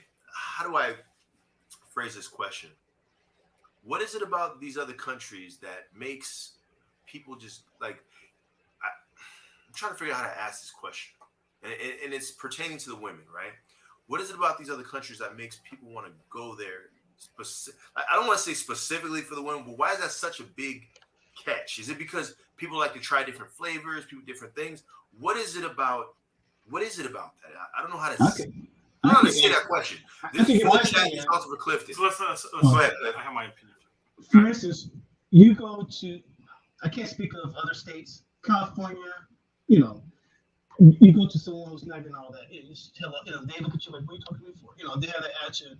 Whereas, let's see, another like Latin country, you can say hello to the finest woman, and they'll be nice. This means they can like give you a number or have sex with you, but at least their attitude, actually most of the countries, it's the attitude towards the man, or it's just a certain attitude.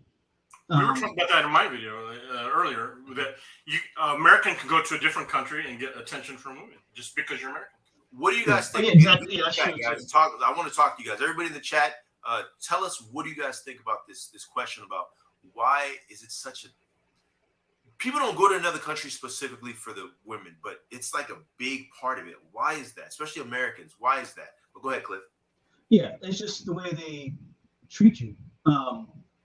Thailand, but Thailand. If you go to a tourist spot, it's usually they want something, or they try to make some money. But mostly it's just the way they treat you or how they talk to you. It's not like an attitude. It's like, oh, what kind of car you drive, but also you could be Joe Blow, whatever, and you're American and they think you got money. So that's another thing too. So we're pretty much getting to that earlier. Yeah. I got that. So or sometime I have.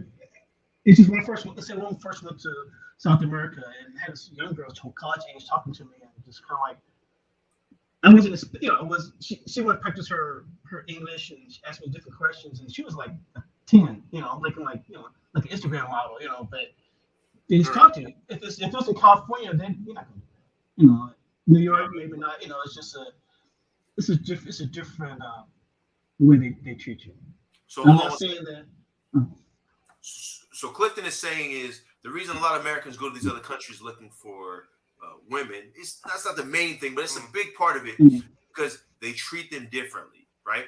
Now, Ozzy just said you're more exotic as an American. I've never thought of an American as exotic. Even in Canada, if you go to Canada, you get better attention from a woman, even though Canada is almost equal to the U.S. And I went to Canada quite a few times, and they're easier going, friendly, talking, and they're not like Americans. Yeah. That's crazy. So guys, get on the chat. What do you guys think? I want to get everybody involved because Clifton has given us some jewels. Richard has been to 83 countries. About 85 countries. And what Clifton is saying is they're easier to talk to. They're less judgmental. Am I understanding you, Clifton? Yeah. Is that what you're saying? You're saying a chick would have been a IG model with a million likes per picture. She sees you and she's talking to you in this other country. And why do you think that is? I don't know. It's just different. Like, I'm not saying that everyone's like that in California too. It's just in the majority of they just treat you different. I was going to say something I forgot what I was going to say, but Yeah, I think guys go there. They do want some exotic, but I know before this whole YouTube thing, there's a lot of guys I've talked to who've been to Australia and Prague, different places, and they're like the military, but they went to these countries and where's not that many black people. And people always wonder like, oh, how they treat black people. Or, they're always scared to travel because they're scared that everyone's racist. Sure. But I know a guy who went to Australia. He said he went to bars and the girls were buying him drinks. Wow. The girls, and same thing happened like in Prague with certain Eastern European countries. Same thing happened. They said their girls were more, aggressive, and they're buying the guys drinks. So it's just because black guy, more exotic. So it happened in some countries, but now I think with YouTube, maybe the world's getting kind of a lot smaller. So a lot of things are not. People are traveling more. They're traveling more. So I mean, you still go places that it's still unique, but then people will see you on the internet, But a lot of people they can't get used to it because a lot of black girls that go to China and they get upset with these ladies because they want to touch their hair. They say, "Don't touch my, don't touch a black woman's hair." But then you have to realize they've never seen a black person in their life, so they've never seen your hair before. So sometimes when you travel, you have to be patient. Guys, just work on your patience, and just because they haven't seen someone look like you before. So it's just that's one thing about travel. You travel, it kind of you work on yourself too, and learn about people, and you have to be patient. And sometimes your first reaction is not the correct reaction because because you. Clifton, I have to agree with you. I do a lot of videos in Tijuana and in Mexico and Rosarito, different places. A lot of the guys I talk to, some people won't like get on your chat, but they'll hit you on Instagram. They'll hit you on Facebook. Hey man, I like what you did. I like whatever. They don't want to get a charger. Yeah, they don't want their face to be on the thing or whatever, which is understandable. But one thing that I've heard is, bro, I didn't know the Mexican culture was so amazing. I didn't know. I was like, dude, what Clifton is saying. A lot of places you go and they're not used to seeing you, and they're like excited to see you. When I'm in Mexico, where a lot of the places, he's saying about the girls buying you drinks, the girls doing this. I'm doing this video, the girls are hopping in my video. They're like, hey, I did a video in the nightlife. It was Plaza Zapato, and the girl grabbed me and she said, videotape me, and she was like blowing on some hookah or something. She just did. You couldn't beg somebody. You couldn't ask me to do this. The stuff she was doing on the video for me, I was like, wow. It's like I was walking down the block and some guy said, hey man, you have really nice shoes. And the guy looked like he owned the Copel. He looked like he owned the place that he just walked out of. He's got a nice suit on. He probably has some shoes that's worth $1,000. He comes up to me and he tells me, you got nice shoes. I started talking to the guy. He's like, man, you look like Mayweather. I do not look like Mayweather. I'm tall, bald-headed dude. But like Clifton is saying, they haven't seen you that much before. Right. And we're encouraging traveling, guys. We're encouraging you guys to travel a little bit, get outside of yourself, and just see some things. But you're also right, Clifton. The world is getting smaller now because of YouTube, and But yeah, I've personally experienced that where people are happy to see me. They're excited to see me, and yeah. What about you? Yeah, I've seen a lot. I lived in Japan for 5 years, and yep. Where Sasebo? I lived in Yokosuka and in Okinawa, and a lot of my black friends it was so easy for them to get girlfriends. There's a lot of girls there like, oh, a black guy, and they just they never seen such a thing, never tried such a thing, and so many of my black friends get girls so easy, and I'm like, man, why am I having a problem? But the black guy, you went to the States, we went over there. Yeah. I don't know. Yeah, I have a nephew who lives out there. He's been there for about 12 years. He's darker. He's not as dark as Jack, but he's dark. When he first went out there, he said girls were falling down the street. Say it again. Girls were doing what? He had girls following him down the street. Just random girls, like he was so unique, and he was getting girls like crazy. He just had girls literally following him down What country are you talking about, Cliff? Japan. Okay, I heard that. Japan for about 12 years, but I heard that also he gets a lot of fights because a lot of guys would get jealous of that. So. Oh yeah, I would do it. I've seen too many Bruce Lee movies to fight anybody from Japan, China, any of those players. I'd be like, bro, you got it, bro. She's yours. You got it, bro. I wouldn't even fight a guy. But that's like any country. I heard that also in Eastern Europe. The girls might get a lot of attraction for the girls, but the guys will get jealous and say something. I saw that happen in Mexico. I saw that happen in Tijuana firsthand. Because a lot of the, at first, whenever they saw a black guy, they're like, wow. Then all these Haitians came in through Tijuana. Then they started seeing a lot of black guys. And of course, some of them got stuck. Not all of them were able to cross. So a lot of them started dating, having kids with the locals, stuff like that. And I saw the jealousy. I saw it firsthand. I was like, you could feel it. But hold on real quick. Let me get to this comment real quick. G. Patier says, the stereotype is because they think there's better opportunity because being an American can. Not always, but can bring a higher standard of living. Some women intentionally can see that as an opportunity. Whoa. Well, I've had quite a few countries where the women say they don't like the local men. They say the Americans treat them better. And what do they mean by treat them better? Like what? Because I can afford to take you out for steak dinner. Is that what they're saying? Is that what they're saying? All kinds of things. Like, what does that mean? Some of these countries, they say how the guys are physical with them. So sometimes, like they beat them up. A lot of cheating. It's a little different out there. Some people, that's a lot of countries, they say the guys are physical with them. So I heard that in the Dominican Republic, actually, Clifton. I was talking to the girls. You guys know me. I'm talking to all these girls. I'm talking to all these guys. I'm talking to everybody. I'm an interactor, right? It's my job. So the girls was telling me, it's like, yeah, some of the guys are kind of hard with us, and the guys cheat a lot. But you got to understand, an American guy comes, and he sees this beautiful girl. And she's willing to talk to him. Yeah, whatever you want. Oh, you want this? Yeah. Oh, yeah. They treat you like a king. The guy falls head over heels, and he saves her. He pays for her ticket for her to bring to the States. The guy who's a local who lives there, she's pretty, but he sees pretty girls every day.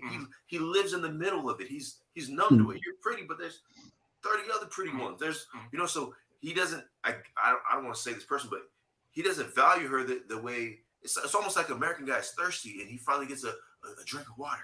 He's like, oh God, the best water I've ever tasted. But sometimes you go to a poor country and you get this funny feeling when, let's say there's 4 locals, you and one really hot, beautiful girl, and they all know you want that hot girl. They know you're going to get it. And they know she's valuable, and they all got this look of how will they get money from you because they know she can get it, but how can they get their part of you? I'm sure you probably experienced that. Where they know you want the hot girl. They know she wants you, but what can these average people do with you? I'm gonna tell you guys something real quick. Now, this is not just in other countries, right? I'm gonna give y'all some game right here. You guys know I always try to drop a little something. I drop a little something. You got to use reverse psychology, guys. Whether you're in the States or you're out there, if you want something, act like you don't want it, man. If like the girl has been pretty since she was like 4, she knows she's beautiful. She's been beautiful. I've been telling her she's beautiful for her whole life. So what are you gonna do? You're not gonna be that guy, and she's gonna want you more because how now she's gonna feel a challenge to dominate you, like because she dominates everybody around her. She walks in the room, everybody just stops. So don't stop. When you see her, just don't act like it. And then she's gonna want you more because you're the one. She needs that validation from you, and you're not giving it to her. It becomes a chase, right? So you can use that. Like don't be so thirsty. Don't be like a lot of times you guys see me walking around. I be walking around doing these videos. I talk to these pretty girls, and they're expecting hey, what's your phone number? And I never asked them for that. First of all, I'm not trying to talk to these girls and pick them up. One, that's not what I'm doing. I'm taking whatever. I'm not trying to do that, whatever. But the second thing is the fact that you don't be predictable. They know they're pretty, dude. They've been pretty since they was like 4. They know they're pretty. Don't tell them you don't have to tell them they're pretty. You don't have to do that. That does work a lot, the reverse psychology. Do reverse psychology. It'll work in the States too. I think a lot of you dudes, I'm going to keep it a buck now. I have to. A lot of you dudes don't have any game. A lot of us don't have game. We don't know how to talk to a woman. So we'll go to these other places and they'll come and talk to us. But you got to ask yourself. We're being honest. He's saying he ain't got no game. Richard said I ain't got no game. We're being honest. A lot of us don't have any game. We don't know how to approach a woman. We don't know how to talk to a woman. You're living in a country where, you're a manager at Walmart or Walgreens. Guess what? A woman, I could be a manager at Walgreens. So now you have to have something more than just the fact that you can provide for me. And a lot of us don't know how to talk to them, or we weren't trained and we don't know how to do it. So we go to these other countries and they talk to us and they give us all this thing. But you got to ask yourself in the back of the mind, because we've all heard the horror story. Right when she gets to the States, she's different. She don't treat me the way she used to treat me. We've all always heard these horror stories, right? So you got to ask yourself, why is she giving you that attention? Why? And we need to build that. We need to learn how to talk to people. We need to learn how to talk to females, talk to males. We don't know how to talk to each other. Yeah. So I think we need to learn that, not just in the States. And one thing I told people was like, when you're talking to people, talk to them without an ask. Don't talk to them wanting something from them at the end. If you guys watch my videos, I'll talk to a lot of people and all right, guys, have a great day, man. You're gonna have an amazing day. Enjoy it. I leave giving you something. I left giving you some energy, giving you some positivity. I didn't leave trying to take something from you. Stop trying to take away.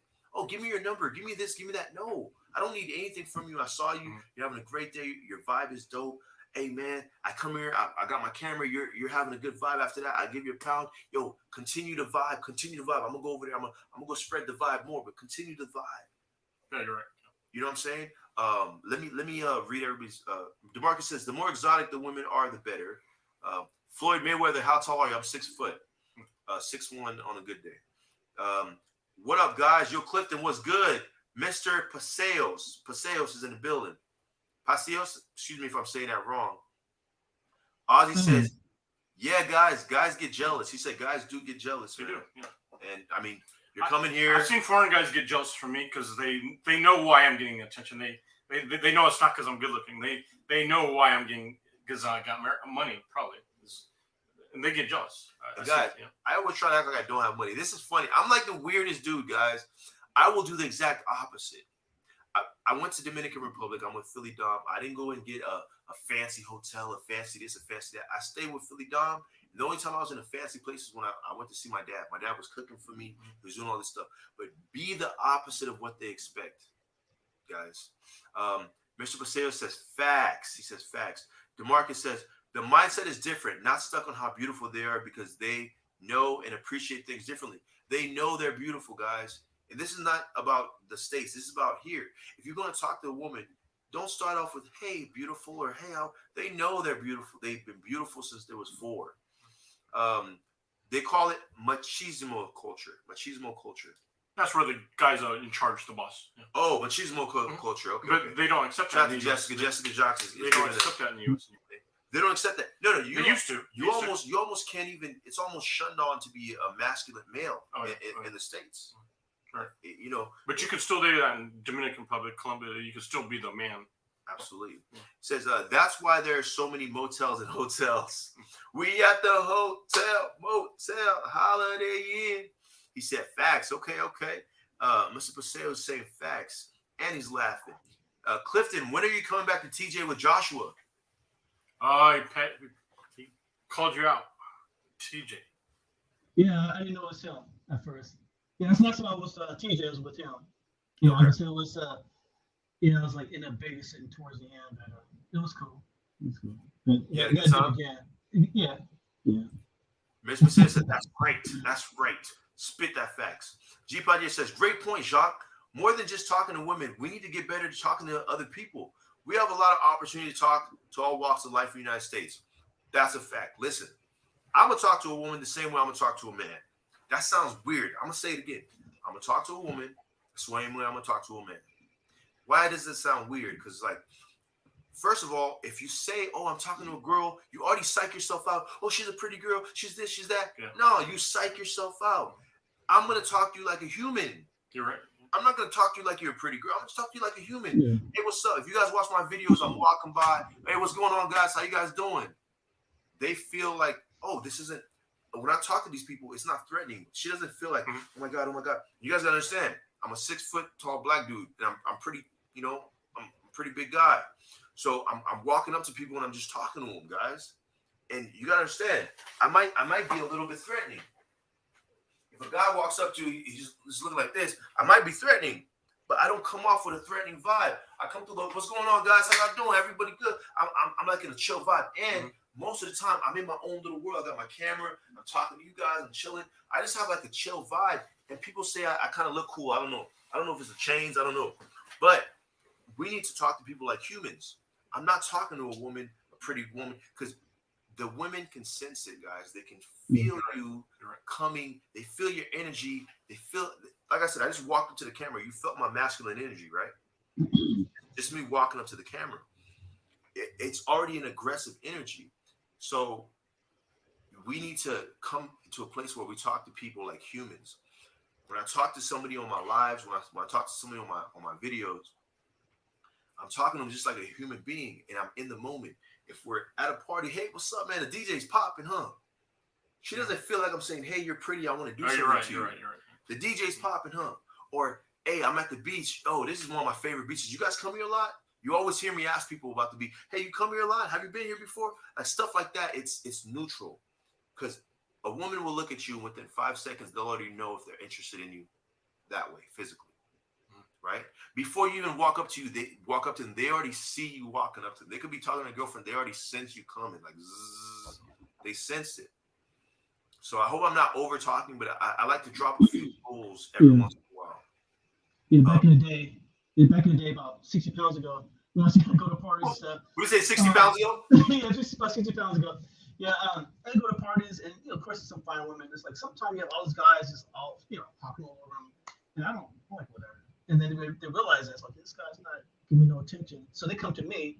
So they want to know why you ain't trying to, so I'm not trying to. What, Clifton? I'm not good enough. I'm not good enough for you. Why you ain't giving me attention? Because they used to challenge now. Now they gotta dominate. Yeah. So I kind of like just flip around like I don't care. But sometimes if I don't care, then you get more attention. That was So that's a good trick, because okay, sometimes if you act like you don't care, then you might lose a girl. She might, oh, he don't care, we'll forget him. But if you act like you do care, you might lose her anyways. So you might as well act like. It's like as far as that, it's just like you go fishing. You just kind of reel in a little bit. Don't jerk. Don't get the reel real quick. You might not get it. Just kind of, just don't be too creepy. Be honored. Just kind of, a little bit at a time. Just be kind of easy. The reason we're saying this, guys, is we're talking about traveling and why a lot of Americans they go to other countries to find girls and stuff. It's like, why can't we find the girls here? Why are they that challenging? Let me ask that question to the chat. Are the girls in the States, are they that challenging? Is it that hard to speak to them? All right. So maybe the chat, you guys can answer that. What up, Mr. Paseo? Didn't know it was you. I need to go there again. Better. So anytime, brother, I'm here to give you a tour. That's what's up. Facts. Women are people, not aliens. Women are people, not aliens. Yep. That's what Ozzy's saying, man. He's spitting facts. Absolutely. G-Pot-Dier, facts, Jock. When we talk to everyone in the same way, every part of the conversation becomes organic and natural elements make all difference in the world. That's true. And just imagine how different you'll be being the one guy that doesn't talk to her like she's a piece of meat. Like they can tell. It's the same way like people who've traveled, when somebody walks up to you to the beach, like, hey brother, how are you? You already know what's coming next. Yeah. The bill. Yeah. Hey, can you give me a couple dollars? It's the same mindset. When you're in a different country and all of a sudden, hey, my brother, come over here. Come park over here. No, I don't know you. Like, I already know what's coming. The girls can feel what's coming when you're looking at them like a piece of meat, when you're talking to them like a piece of meat, they can already sense it the same way we can sense it. I don't know if what I'm saying making sense. But G-Pot-Dier says that element of talking to people with self-confidence without being arrogant and disrespectful is huge. Do you guys think a lot of people are scared of rejection? I think that's a big part. Yeah. Tell me about it. I feel like for American women, I don't mind being turned down by a Mexican girl for some reason in their country, but I don't want to get turned down by an American in my country. I don't know. That doesn't make any sense. It doesn't make sense. I don't mind getting. Okay, would you mind getting turned down by a Mexican in this country? I'm not sure. You're not sure. Well, I don't know. It just feels different. Okay, because it's in their country, so you feel like whatever. Like they don't know me, they'll never find me again ever. Oh, got it. That makes sense. Actually. Even though it's true, a girl in LA wouldn't. If I asked her out and she turned me down, nothing would happen. In reality. I get it. What about you, Clifton? What do you think? For me personally, don't you think it's easier to go to Dominican Republic and talk to a girl than a girl in LA? If they're both 9 or 10. Okay, for instance, when I was in Brazil, I was just walking down the street. The girls were like stunning. You get some average women, it's just whatever. Also, you see like 2 10s walking towards you, and you're like kind of stunned, or you're like, I don't speak Portuguese, so how am I gonna, you know, I don't speak the language, so how am I gonna try to like, you know, I can't just pop out of my phone and try to, you know. Shout out to Google Translate. Google Translate was my best friend in the Dominican Republic. Yeah, so it's kind of hard that way. But for me, like I have a nephew. He's bold. He's still. I'm with him in the truck. He'll just do a U-turn and pull up on somebody. I mean, I'm probably scaring him, but he goes on and talks to some girl. He goes to another girl. And he goes, I just saw you talk to another girl. So he just have no shame, no fear. I'm not that way. I kind of do things a little differently. You know, I'm not all up in your face like that. But some people are, which, you know, if I have that talent, that's cool. But I do things a little different. But as far as coming to someone in a different country, I don't know. It depends on the situation. I'm not just out in your face, but a lot of times it's kind of hard because I don't speak the language. All right, so the chat is saying you good, bro. LOL, that's right, guys. Unrealistic expectations in the U.S. Yeah. Good point. Like unrealistic expectations in the U.S. and then American women want to be treated like queens. Now, let me ask you guys a question. I feel like everything's relative. You hear that all the time. Like they say, oh, I'm rich here, but I'm broke. But if you're in another country, be rich. It's all relative. Do you guys think that the guys, that the local guys feel the same way we feel, but they're stuck? Like they can't go to another country and just be like the top dog. Like, could that have something to do with the fact some of the resentment? Like if let's just say I'm in Chile and I'm stuck in Chile and I'm surrounded by all these beautiful girls and there's all these American guys, all these guys from other places coming in, and now the girls are saying, well, I can do better than you, bro. I can get this guy and he can pay for my rent, he can pay my mama rent, he can pay my mom for everything. And now I'm like, do I feel like that this comment says unrealistic expectations? Do I feel that there's unrealistic expectations as well? Do guys feel all over the world? Is it not just a US thing? That's what I'm saying. Is it relative?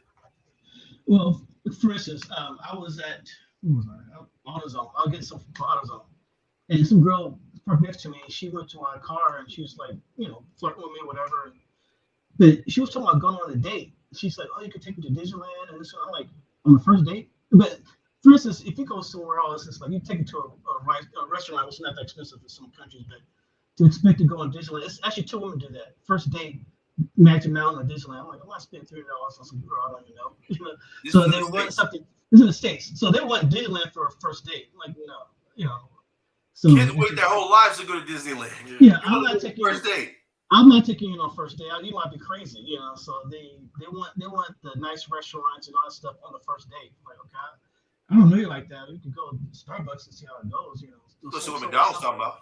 Yeah, yeah, but also like for some countries, they look at you as rich. You know, you might be rich compared to some countries, but for instance, Thailand, if you're an old white guy, about 65, 70 years old, 80 years old, you can be broke, but you get all the attention compared, you know.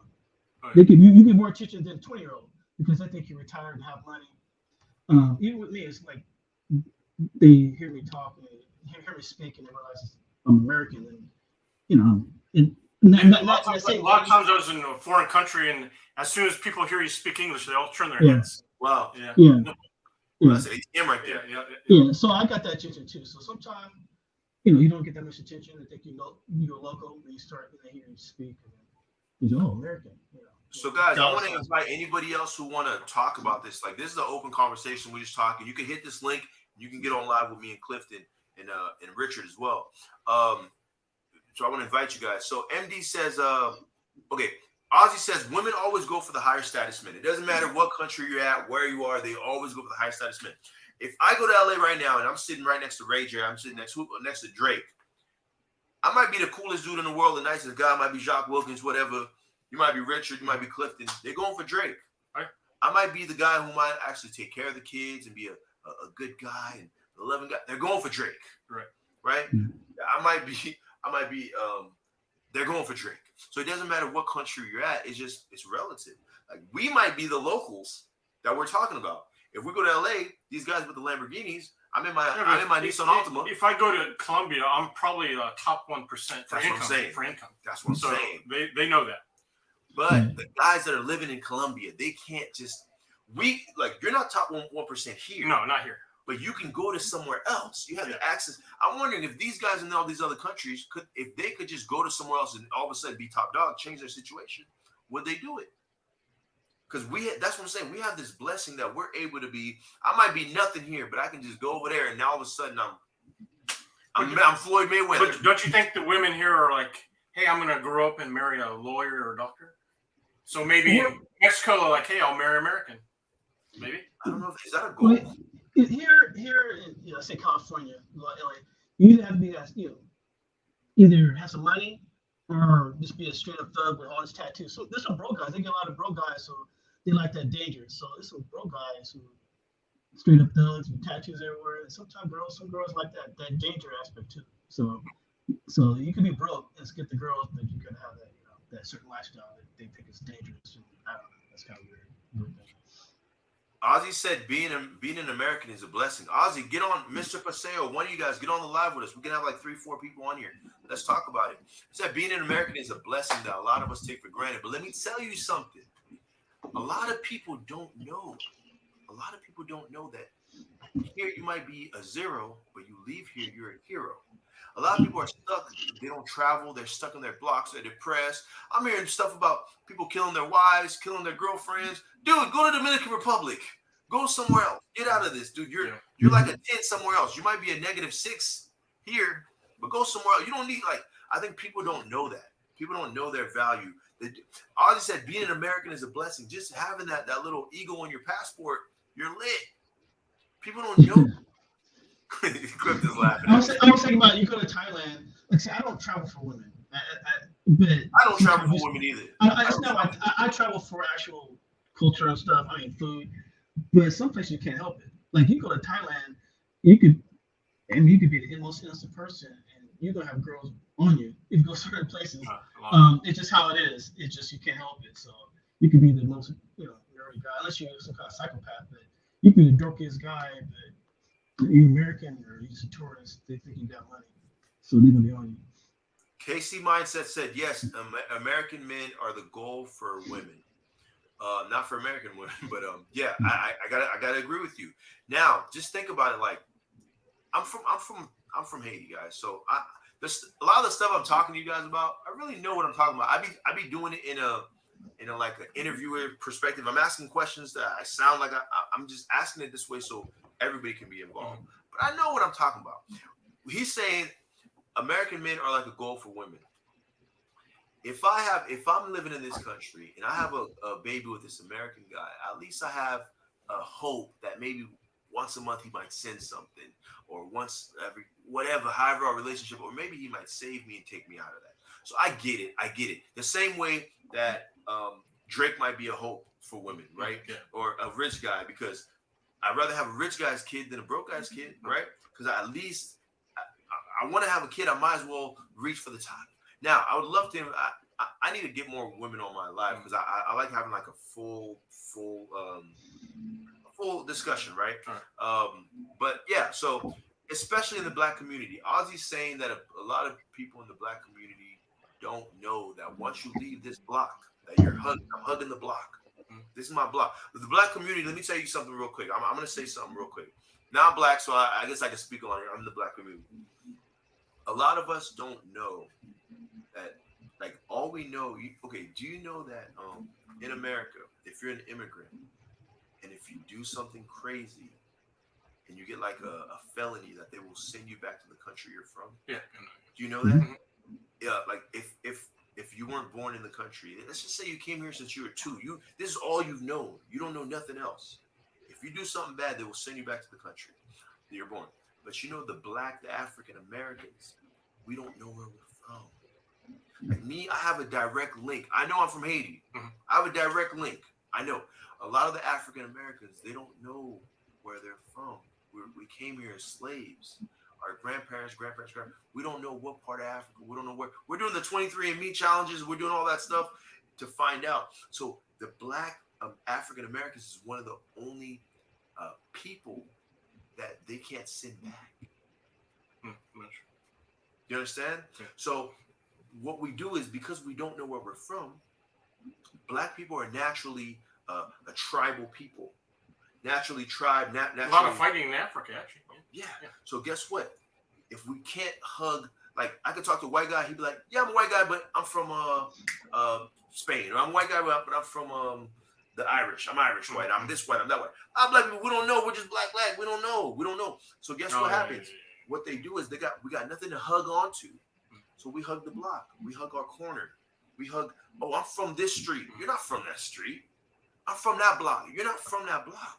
But that's all that we know. It's a sad thing. A lot of people don't realize why that is. Still have a tribal mentality. They have the tribe. We're tribal people. So what he's saying is, he says, especially in the black community, Ozzy, if I'm translating this right, let me know. If I'm translating this wrong, let me know as well. But I'm saying what I'm getting from your comment, me being in the black community. But me, I'm a little bit lucky because I know I'm from Haiti. I know at least I know where I'm from. A lot of us don't know where we're from, so we hug the block. But do you want to take that a step further and say we're also from Africa? Oh, I'm definitely from Africa. Yeah. Haitians, they stole it from Africa, brought to the Caribbean. So do you know where your bloodline actually goes to? Oh, hell no. I don't know. I still don't know. That's what I'm saying. That's why I consider myself in that community. I still don't know. But I know enough. I know what I'm one step ahead of the other guys, right? But a lot of us in our community don't know. Guys, get out of the block. Leave the block. Go to somewhere else. You might be a zero here. You go to he was saying Australia and they're buying you drinks. You're like a 10. Yeah. I go to Mexico. I'm Floyd Mayweather. I don't know how. I'm a part of the money team. Surprisingly, I was in Guyana and some girl bought me drinks. She bought you drinks? Yeah, I think they're part of there. I don't know why she bought me drinks. Maybe she was rich. Maybe it's an investment. Maybe that $10 drink could turn into a visa. Yeah, I don't know. You never know. But let me Clifton, what do you think about what I just said? Yeah, if they deport me, I'll have no idea where they're going to send me. A little bit of Africa, a little bit of part state America. You get a little native in there somewhere. Where were you born, though? I was born in Las Vegas. You're good, bro. You're good. They're gonna deport you. Yeah. You're good. I have 8 sisters. They're all born in LA. They had to go to Vegas, had me come back, have no girls. So. I'm talking about the people who immigrated here. Oh no, yeah. Yeah, they don't care. That's what I'm saying. They can't. That's a big problem. Yeah. They can't send them back. Like they're like, because just think about it. How am I an African American? But I was born in America. Yeah. Why am I not just an American American? How come they don't say this guy's an Irish American? How come when I go fill out an application or I go try to go to school, they ask me, "Are you African American?" No, I'm American. I was born. No, not me personally. Like Chinese American. That's how I feel. I just like to say they're Italian American. That's the weirdest thing in the world. Because black people were here even before white people were here. So, You're talking about the natives. You're talking about the Indians. Even before there was black people came. I mean, before some of the white people. So they came. Slave came and brought more black people, but they were just as American as they are. So. It's crazy. It's a big problem. It's like the weirdest thing. So Ozzy, let me know if I touched on your comment good or if I didn't. Unfortunately, I can't go live with you right now. No problem. Get your money. You probably work. Praise out to Haiti. Haiti had another crazy earthquake. Man. Cam says, I don't think it's not that they don't know. I think it's a lot cannot afford it. Wow. Speak your facts. Cam, man. I don't think it's not that they don't know. I think it's a lot of them can't afford it. I truly believe more people would travel if they had the means, knowledge, confidence to do so. I guess it just depends. Part of it's the knowledge. People just don't know. Yeah. Guys, I'm going to tell you something. I got friends in the United States who don't have passports, who never had a passport. I'm like, dude, you don't have a passport. They never even considered traveling. It doesn't cost that much. Like, you could drive to Florida. And from Florida to Dominican Republic to these places, it costs like $100, $120. We just saw a plane ticket to Colombia for $250, right? It doesn't cost that much. Some people think. Some people think they can afford it. Some people think so because I have an older sister. I have all sisters. Most she always travels. She always goes cruises. Can you some water to nice? And I always thought travel was expensive. Yeah. And so I started traveling a lot, and people I work with, it's like, how do you sell drugs or how do you afford to travel? Because I look at it, first of all, you smoke weed every day. Yeah. I have no kids. It costs money. You have Jordans. You have a pair of Jordans every month or so. That's a you can go they are with it. So it's just like you saving up for a car, saving up for something. Even though you may not afford it, it might be might have a lot of kids and you can't do it. A lot of people, they could afford it. It's just your priorities, because they can't. Listen, they can't afford a plane ticket. You don't have to go first class. You get a plane ticket for $300, $200. Just don't buy a pair of shoes for. Don't go to the box all the time. Black people buying Jordans. They stacking up on Jordans. Every month they have the newest Jordan. Yeah. So basically, it's just you buy something. You're like, okay, I could either buy this shoes or buy this whatever, or I could buy a plane ticket, or I could just buy this next luxury car and spend $600 a month, or I could, every month you could buy a plane ticket somewhere. So it's just your priorities. So you just you don't always have to be fly all the time to try to impress somebody. If you never have a plane ticket somewhere. Clifton, you're spitting facts. But Cam said a lot of people don't know they can't afford it. Yeah, I'm gonna show you guys something. I've been promoting Tijuana, Mexico. Where's my camera? Right here. I've been promoting Tijuana, Mexico. Why? Because it's a border town. A lot of people are in San Diego. They don't know that they can just go to Tijuana for a couple bucks, have a great time, come right back in. I have a video called The Broke Man's Guide. The Broke Man's Guide to Tijuana. In this video, I teach you how to get to Tijuana for $2.25. I'm going to show you a quick little second about it, because this has to do what we're talking about. 50 cents. $2.50, you can get to Mexico. Hold on.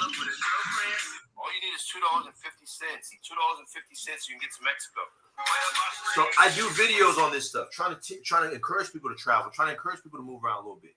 Because Cam is right. A lot of people think it's too expensive. They can't afford it. But you can't afford it. If you're buying the latest Jordan, if you're buying this, our community has a lot of people who are trying to look rich but aren't rich, right? Because we're trying to give ourselves value, because the United States says we're unvaluable. They're killing Black African Americans on the streets like they're nothing, and we feel unvaluable. So we put things on us to make us feel valuable, right? But I'm telling people you can get to Tijuana for $2.25. I'm telling people you can get to Rosarito Beach for $1.18. I'm promoting this stuff. So let me read everybody's comments real quick, because your comments are important to me. So Cam was dropping heat on us. Cam said, I don't think it's that. I think they don't know. I think a lot of people can't afford it. I truly believe more people would travel if they knew how. Knowledge, confidence. A lot of people I know born in the U.S. don't even have passports. For real. That's the first step. You can literally drive to Florida.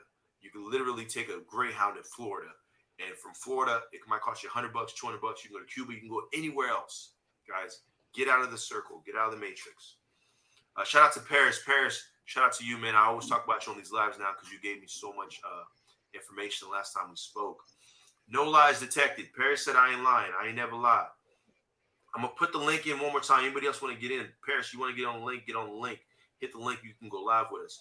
G-Pat there says Black history needs to be implemented in the educational system as part of history classes from elementary school all the way up to university. All humans should know as a child that we are all African.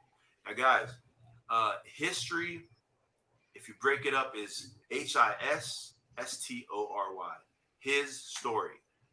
His story. History is his story. So whose story are we learning in class?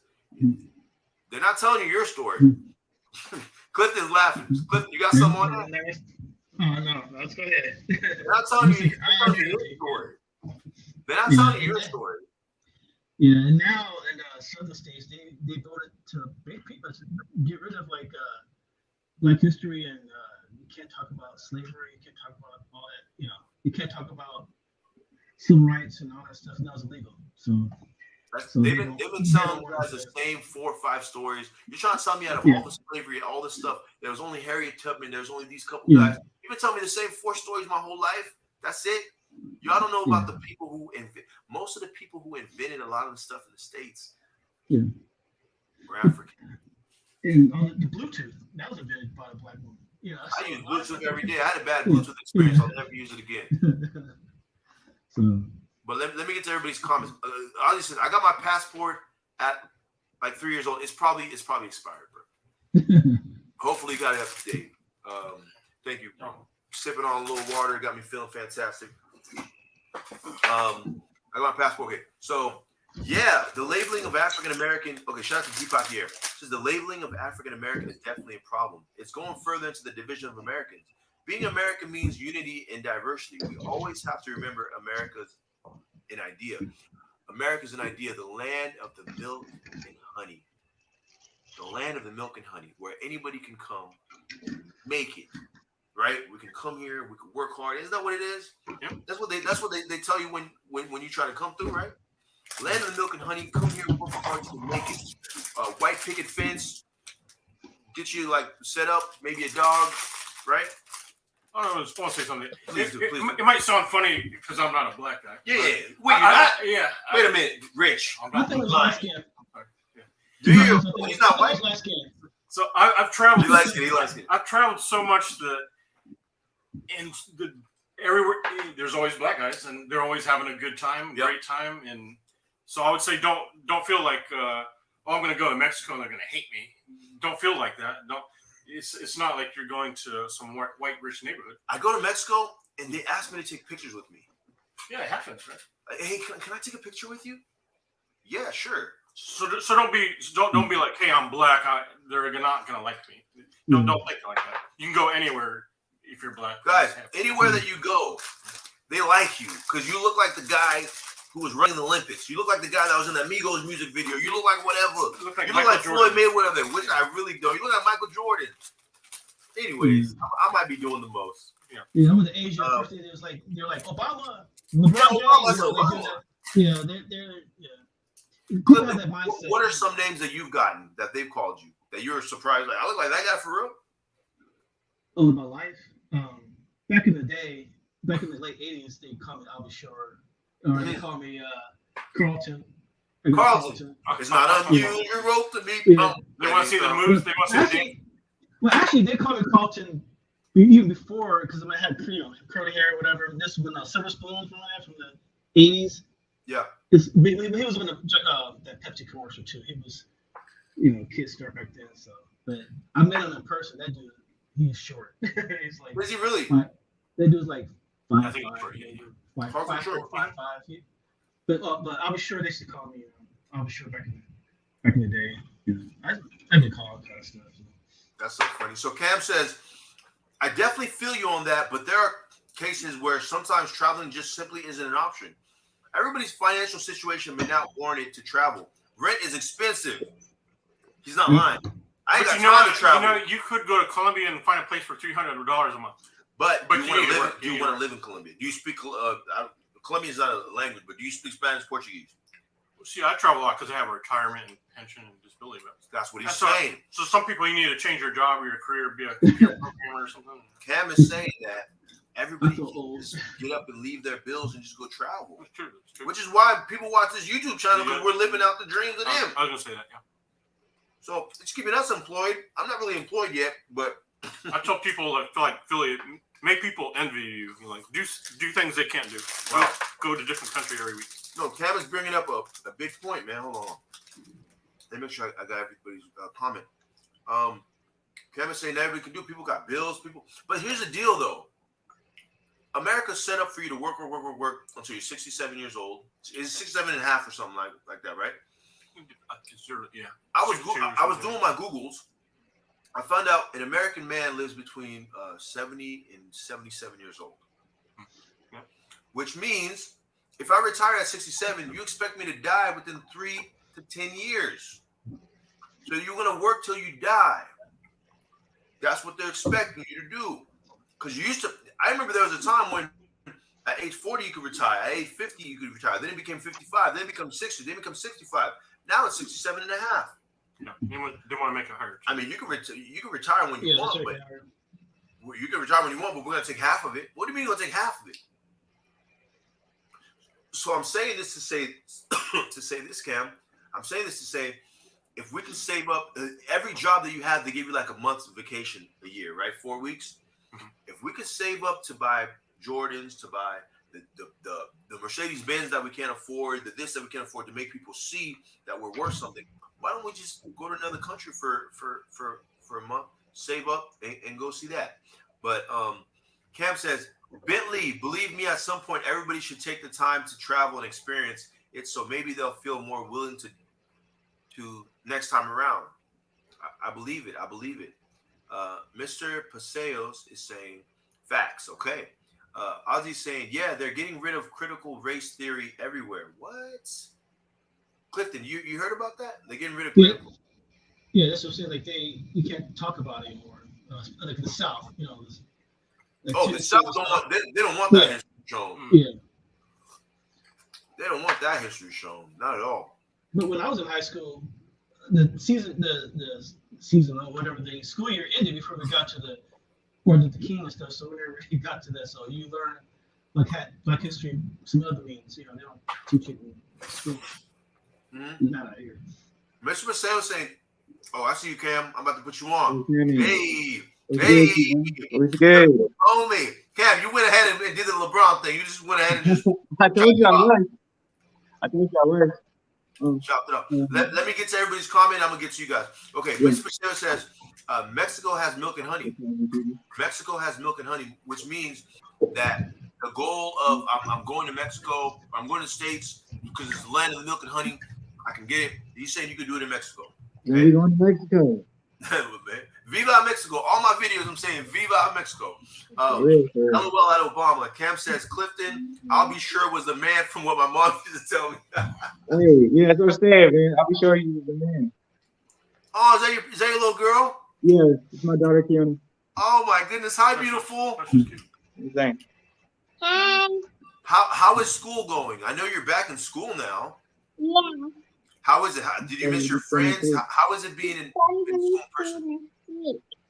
Oh, you're starting so you're starting tomorrow. She looks Asian. She's sick. Yeah. Okay, are you excited to see all your friends and everything? I know, like what grade are you in now? I'm gonna go in third grade. You're going to third grade. So how was it doing like the Zoom calls and the Zoom school? How was that situation? You know, doing school at home. I'm going to school. She didn't what? She didn't like it? Speak. Speak. Speak, queen. Speak to us, princess. You wanted to come in here. Speak. Okay, I didn't go you. He asked you, why didn't you like being at school at home? Oh, I couldn't really use it because my computer was using Sneak, shaking on good and stuff, and I couldn't use anything. We have better Wi-Fi now. My daughter had the same problem. Like she kept on having to email the teacher and say, "Hey, what's going on?" So what are you most excited about going back to school? What is the most exciting part for you right now?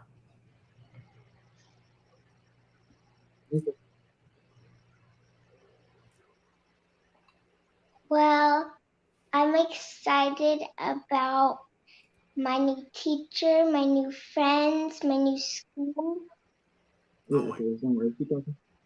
And I'm also excited.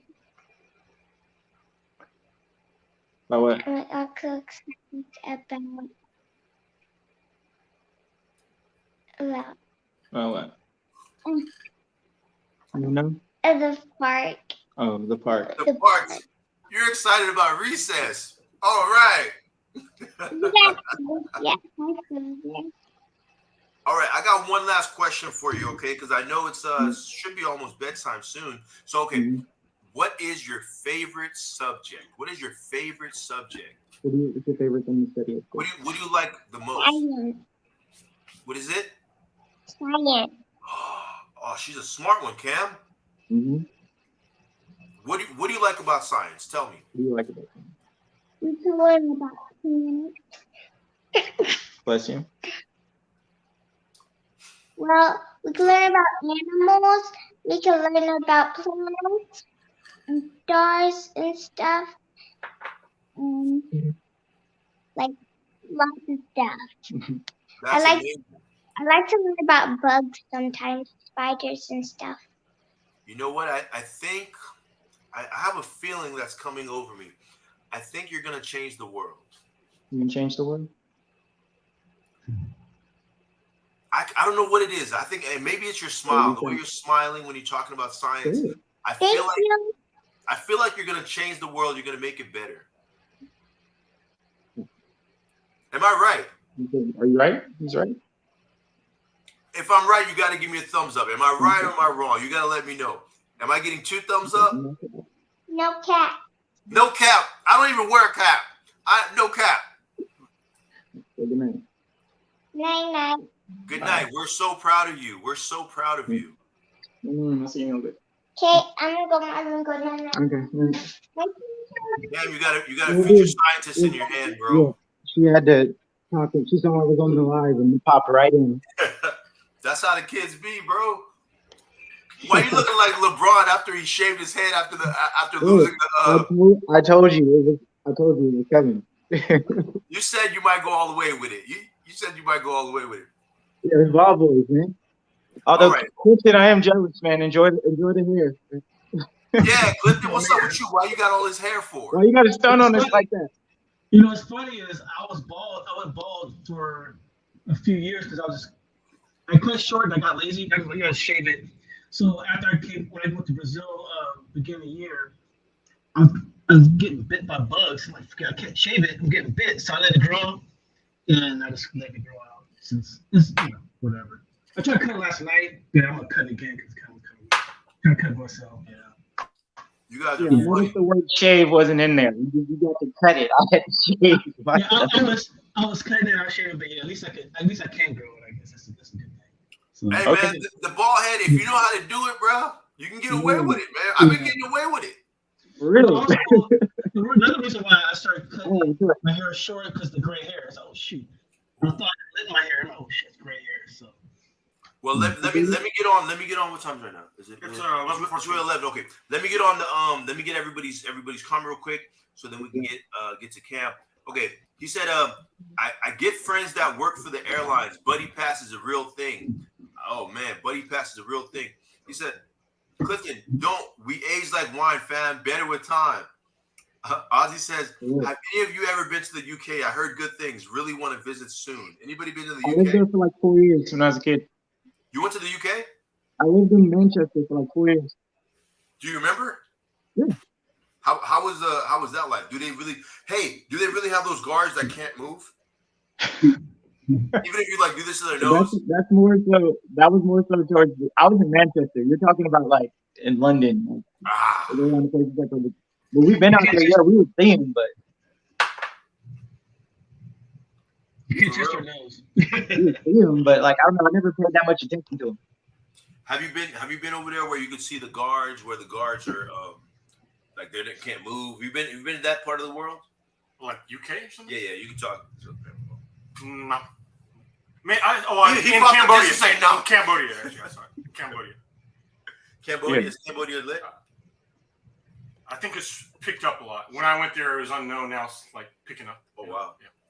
Oh, wow. Well, guys, listen, I want to give everybody a chance. If you guys want to ask Cam any questions, Cam has been like giving me so much amazing stuff. I just realized it's 11:15. I didn't even realize I gotta get ready for my sons start. My sons, I have twins. I have twin boys, and they're starting their first day of school tomorrow. Word?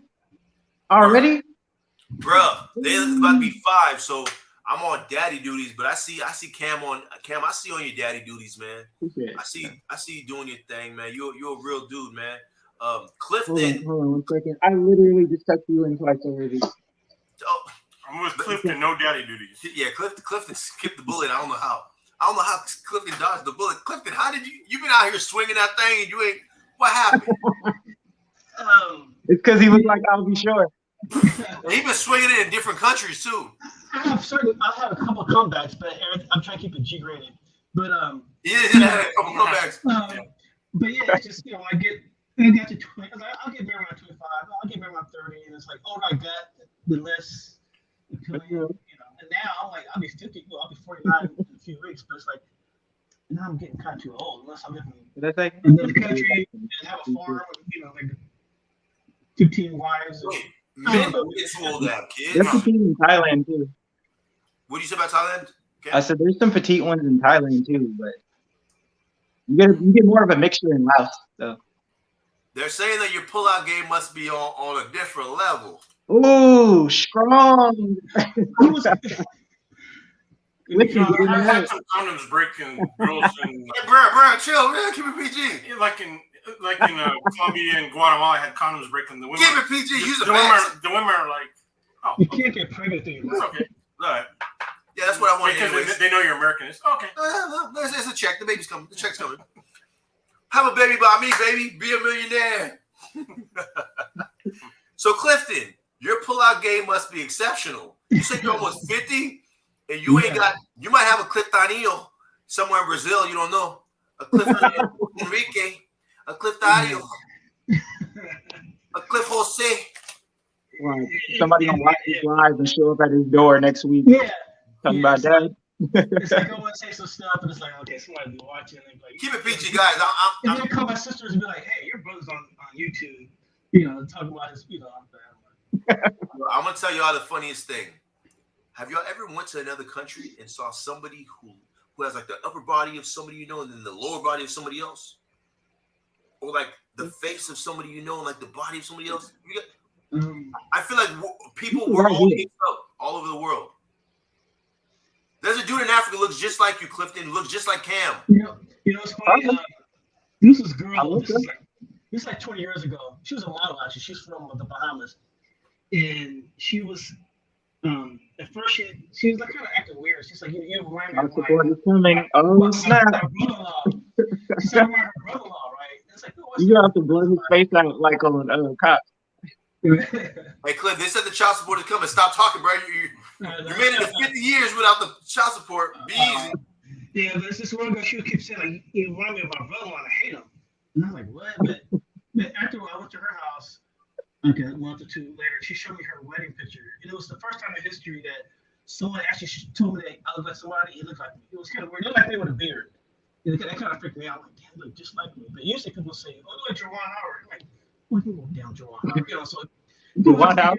Somebody, I got that. That was probably the most insulting thing. I'm like, Juwan Howard. He was part of the top 5. That's a compliment. Yeah, well, they said back when he was in Michigan, you know, playing basketball. But one time, someone said like somebody, and you know, I actually have an earphone, so that probably why you can't hear me. It's on the mic on the earphones, so that's why you can't. Mic's usually on the right side. If you move the earphone a little bit more over, you should be able to catch it. You see. Oh, I'm not sure if it helped it. Yeah. It's these earphones. I could change to different earphones, but yeah, the mic is in there.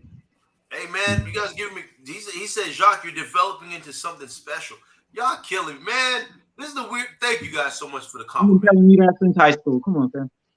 No, it's crazy. Like it's wild out here, but like, you know, guys, I'm here. I'm invested in this thing. I'm humble, right? I'm hungry but humble. Remember that in the Bay Area? Hungry but humble. 40 told us that. 40 told us to stay hungry but humble. I really want to be the best at this that I can be.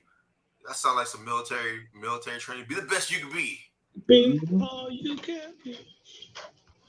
To the left flank, march. I still got stuff. I still got boot camp stuck in my head, but thank you for that compliment. That's a hell of a compliment. So you're developing into something special. I hope that you guys will develop with me. I want to thank Cam for all the rules he's been. I got a question real quick. Yes, sir. I missed it earlier on the live because I had to charge my phone. Can we explain the Philly Dom side dude thing one more time? Because I'm Philly Dom side dude. Explain yourself. I can't explain yourself for yourself if that makes any sense. Yeah. Philly Dom side dude. Because Richard wants to know. Richard, you know, right? No, I don't know. Richard don't know. Cam don't know. Clifton definitely don't know. I was like, And if you don't know, now you know. So, Jacques, when did you serve? Bro, I served from 2017 to 2021. I just got out, man. I'm fresh out.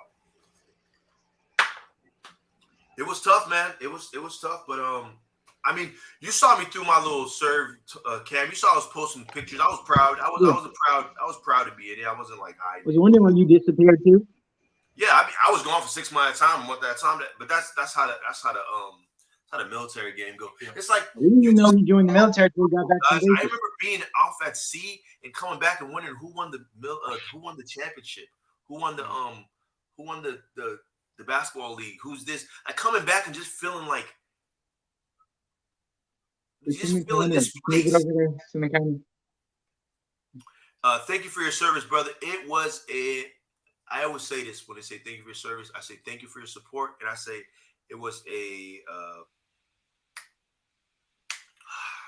I forgot the word I always say, but it was not that it was a pleasure. It was a privilege. They say only like 1 to 2% of people are actually eligible to be in the military. So it was a privilege for me coming from Port-au-Prince, Haiti, for all that the country has offered me to be able to do in this country, to be able to give them 4 years of my life. It sucked.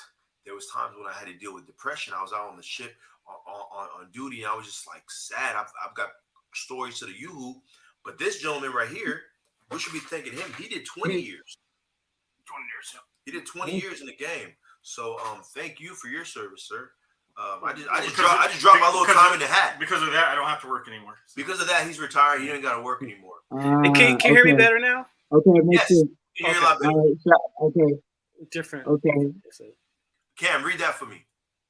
He said me and Dominic was at the same high school, and they were on the track team together back in Philadelphia. Okay. Yeah. So this is Dom's homeboy. So I appreciate him. Okay. A lot of people hopped on my channel and started supporting me off of Dom. So like this is even Clifton said he saw me a couple times, but then he saw me on Philly Dom John, and then he. Is that a relay reference? It sounded like I don't know. I thought it was a troll. To be honest with you, at first. Yeah, I thought it was a troll. But when he said track, I ran track. So when he said side dude, I'm like, is he talking about relay? Like passing the baton? I don't know. I don't want no side dude. Side dude. I did hit Philly. I didn't know Philly. Congratulations. Because if someone said Clifton side dude, it's gonna be blocked. I'm trying to get personally side dude. I'm trying to get. So you're a good swimmer, bro. Let me tell you something. You know how I told you 1% of Americans are actually able to join the military, whether it's because they have a record, or it's because they smoked, or whatever reason they can't get in. A lot of the black guys, the strongest, most buffest guy, looked like G.I. Joe to the max. When it got to the swimming part of the Navy, if I'm lying, anybody tell me I'm capping. 20 years in the game, if I'm lying, it's not a stereotype. Tell me I'm lying. Yeah, a lot of the black dudes were doing 100 sit-ups. I'm over here trying to do 56. When it came to the swimming, I'm from the island, so I've been swimming. Dudes didn't make it. Dudes didn't make it. They got cut. They got to go home because they couldn't. They gave dudes 4 or 5 different tries to pass the test. Do a breaststroke. Do something. Dudes couldn't swim. So yeah, I could swim. I'm out here, man. I'm out here swimming. Because think about it, guys. I hope you can swim. Huh? You Haitian? I hope you can swim. And I've been Haitian for years. Thank you so much for both of you guys. Much appreciated. Much appreciated. Yeah, some of you guys know in the Navy, you have to pass a swimming test in boot camp, or you just can't stay in the Navy. Is that how it works? Yeah, okay. bro. Think about it. You're on this big ship. If there's a hole in the ship, we need to make sure that not only you can swim, but you could swim and help the next guy. When you're in the Navy, you're floating around in the ocean. You can't call 911.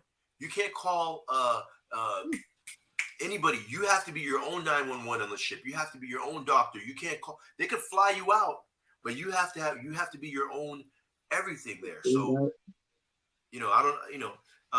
he said Betty B Natural. Shout out to Betty B. Betty B. Let me put this link. Betty B.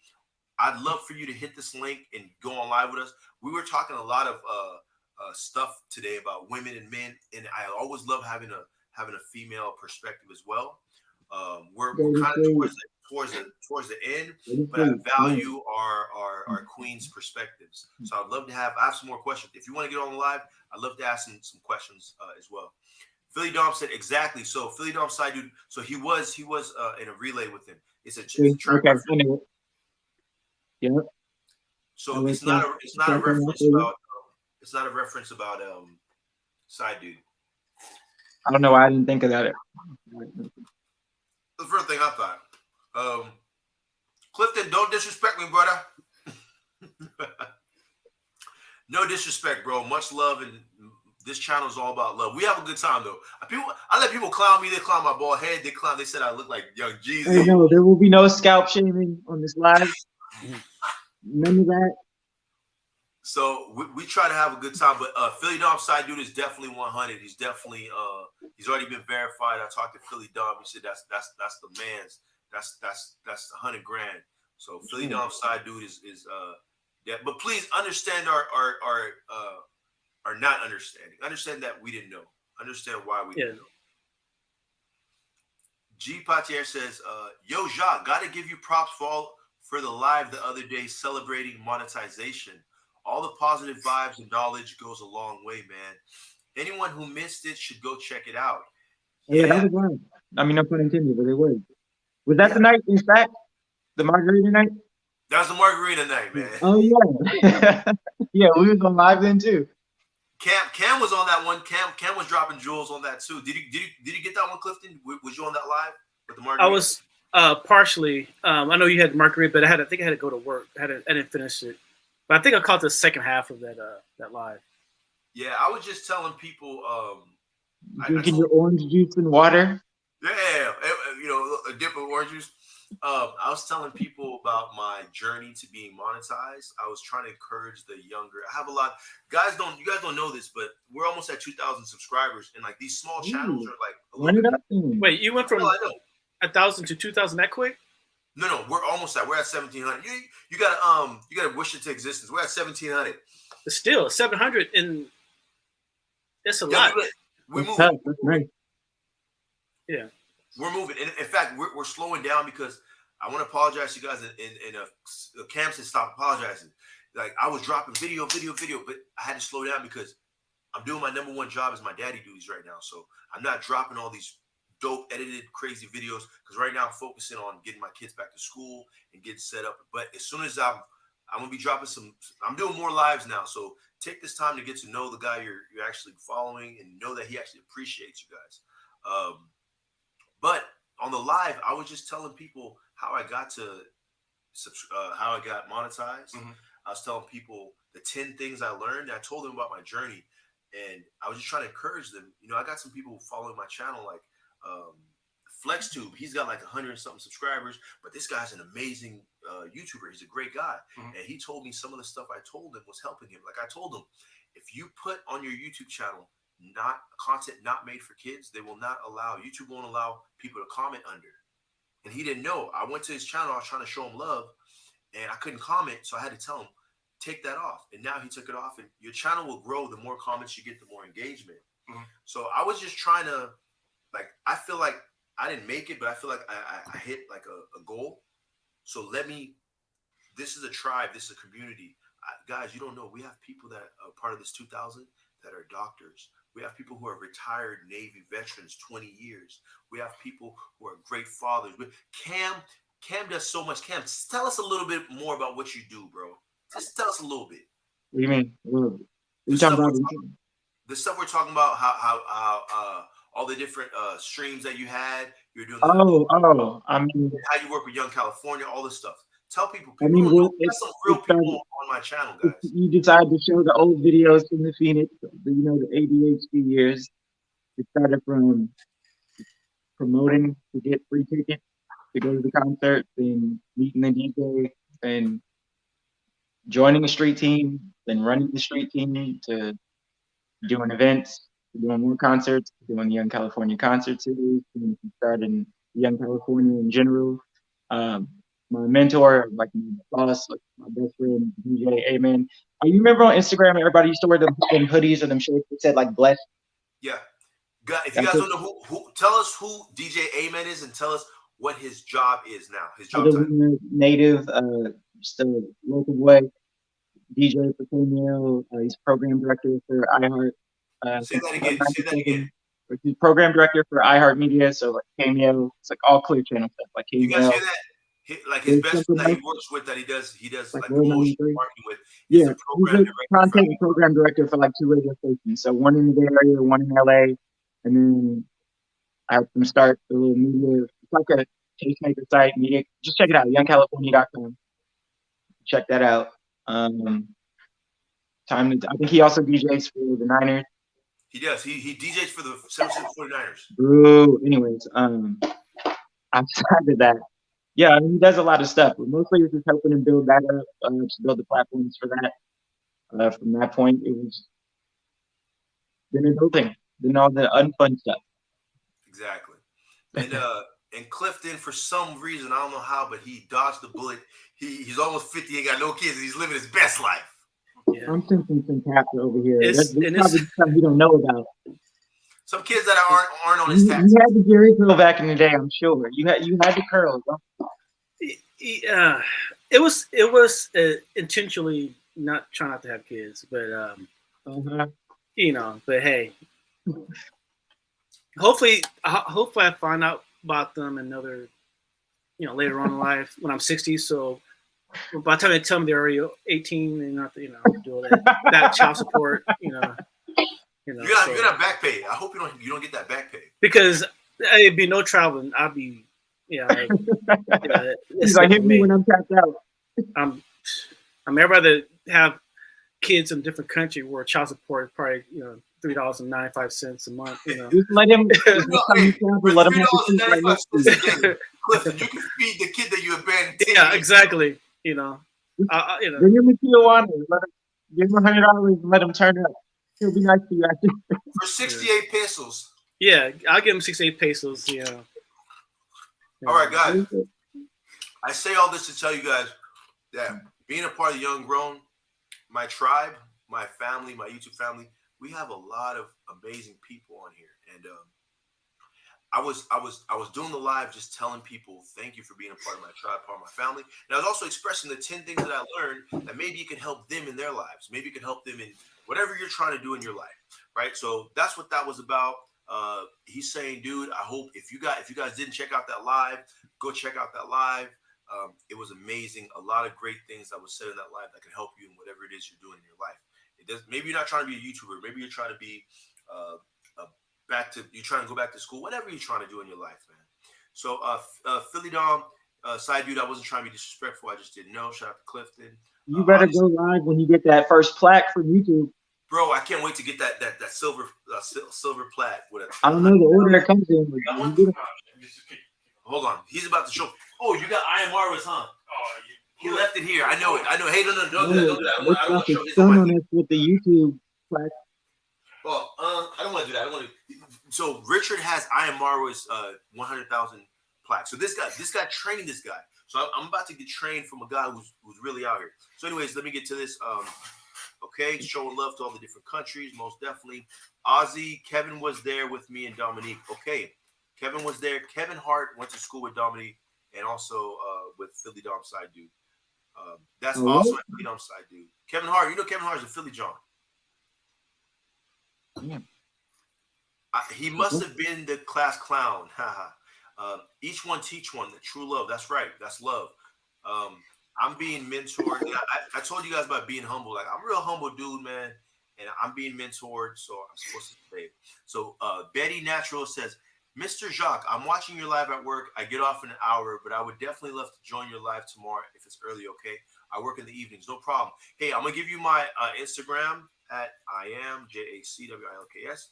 Hit me on Instagram, and we could work that out. We could figure it out. Because I'd love to get more female perspectives on this.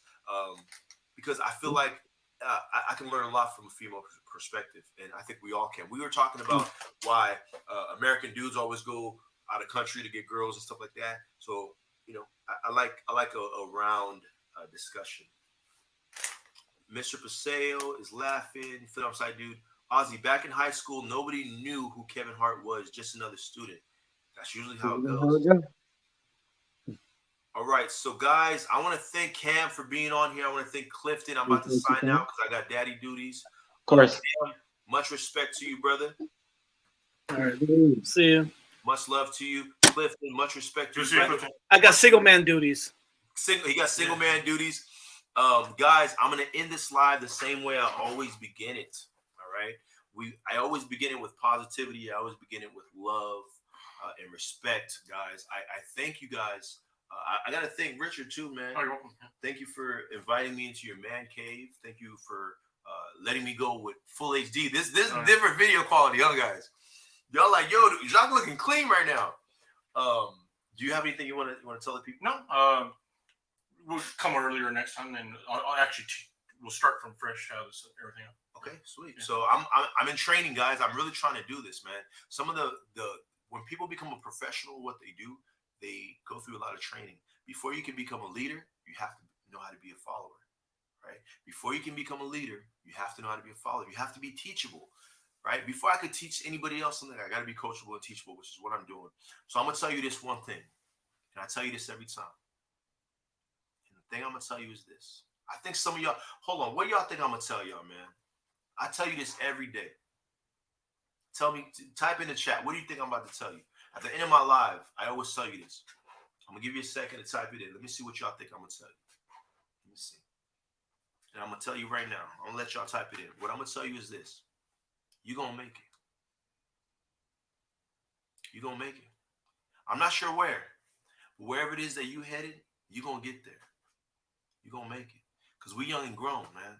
And we got a tribe. We got a family here. Jacques Wilkins Official. You know what I mean? Shout out to Richard. Shout out to Philly Dom. Shout out to Haitian Life in the DR. Shout out to Fitness. Shout out to everybody doing their thing. Shout out to everybody doing their daddy duties, getting their kids ready for school. Shout out to the guys who don't have kids. Shout out to Clifton.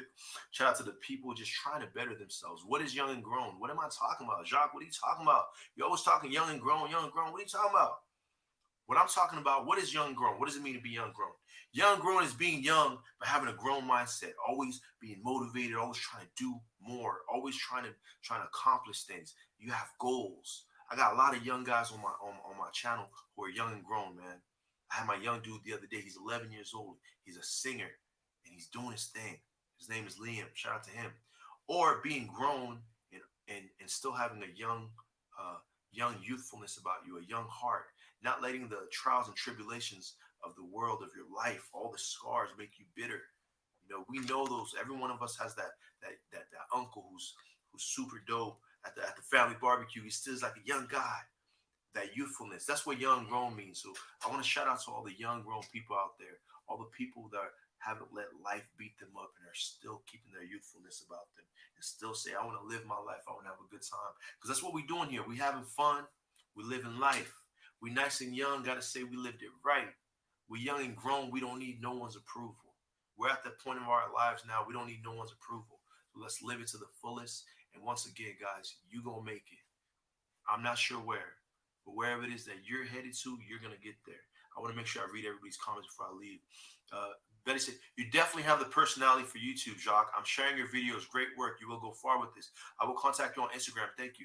Guys, shout out to Betty B. You guys know how big it is to share some of these videos? There's somebody that Betty knows that I don't know. But the fact that she shared, they might check me out. Oh, this is a positive dude. Oh, I like Richard. I like his videos. You guys got to share this. Help me grow this channel. I think Clifton was surprised that we went from 1,000 to 1,700 so quick. Mm-hmm. You guys are sharing these videos. Share it on Facebook. Share it on Instagram. Share it personally. Share it on WhatsApp. Some of these videos you might not want people to know you're watching. Some of the Zona Norte videos, stuff like that. But you have 2 or 3 friends that you guys kind of have like a little pack. Hey guys, check this out. This is dope. Share it with 2 people. Share it with 3 people.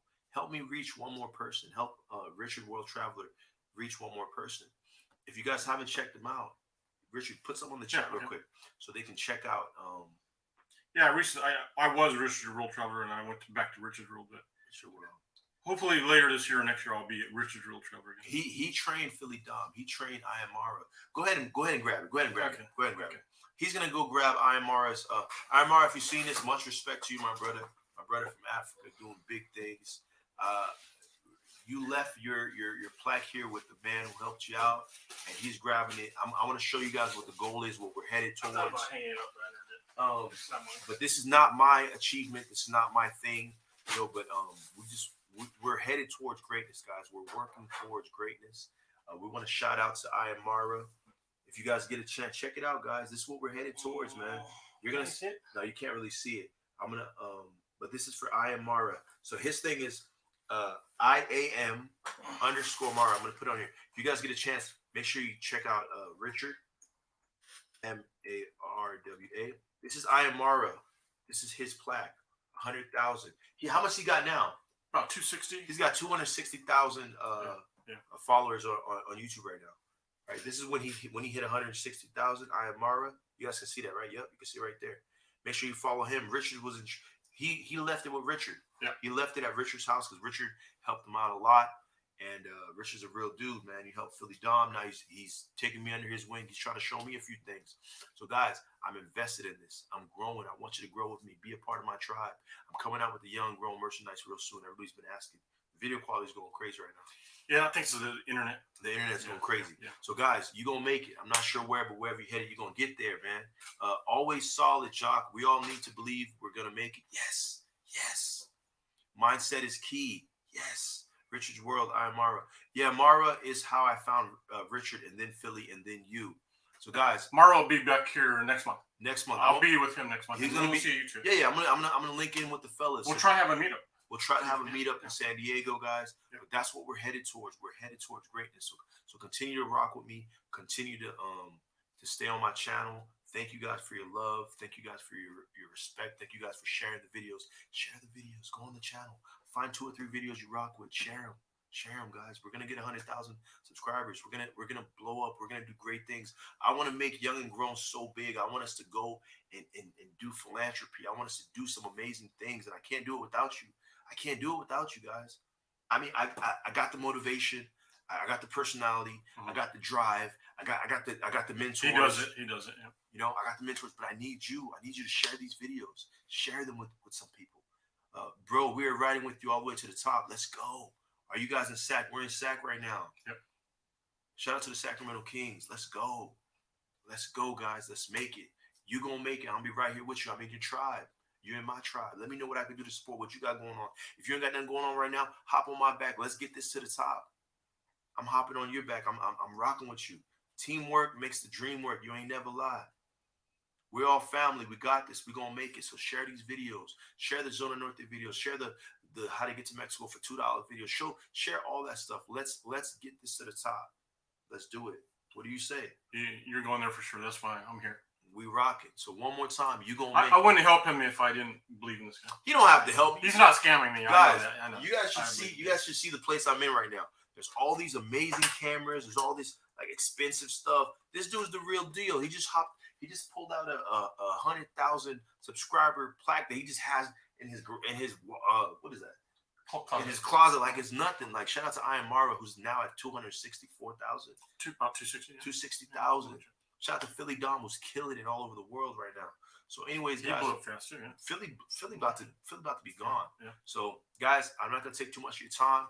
Have a great Monday. Have a great weekend. Apologize, I haven't been dropping all these crazy edited videos. Like I said, I'm doing my most important job right now. I'm on my daddy duties, man. My kids are starting school, just like some of your kids are starting school last week and this week. So, I wish y'all the best. I wish your kids the best. I wish you success. Let's do it. Let's be who we said we was gonna be when we was younger. We young and grown, right? I'm challenging you. Be who you said you was going to be when you was like 13, 14. Oh, when I get this age, when I get that, when I'm in this situation, I'm going to be that person. That's all I'm doing. I'm just trying to be who I said I was going to be. I said when I get out of the military, I'm about to go crazy on this YouTube thing. The military was holding me back. Now I'm out. You guys see me. I'm here. So be who you said you was going to be. I challenge you to be young and grown. One love. I love you, man. I love you. Thank you for being a part of this video. Thank you for being a part of my life. You guys don't know how much this means to us. Like you see us in front of the screen, we're just doing YouTube videos. They don't know. Yeah, that's true. They don't know. Like this is like our therapy too. Like talking to you guys. I was glad to see some of them. Actually, I never seen. You never met Clifton. No. We got to meet Clifton. Yeah. Cam's been blessing my channel so much. Like you guys don't know the impact you have on us. You just think like y'all don't really get it, man. But like, thank you, man. Thank you. I'm gonna see you at the top. We're gonna get there. So you're gonna make it. I'm not sure where. Wherever you're headed, you're gonna get there because we're young and grown. I'll see y'all soon. I'll see y'all tomorrow. Thanks, guys.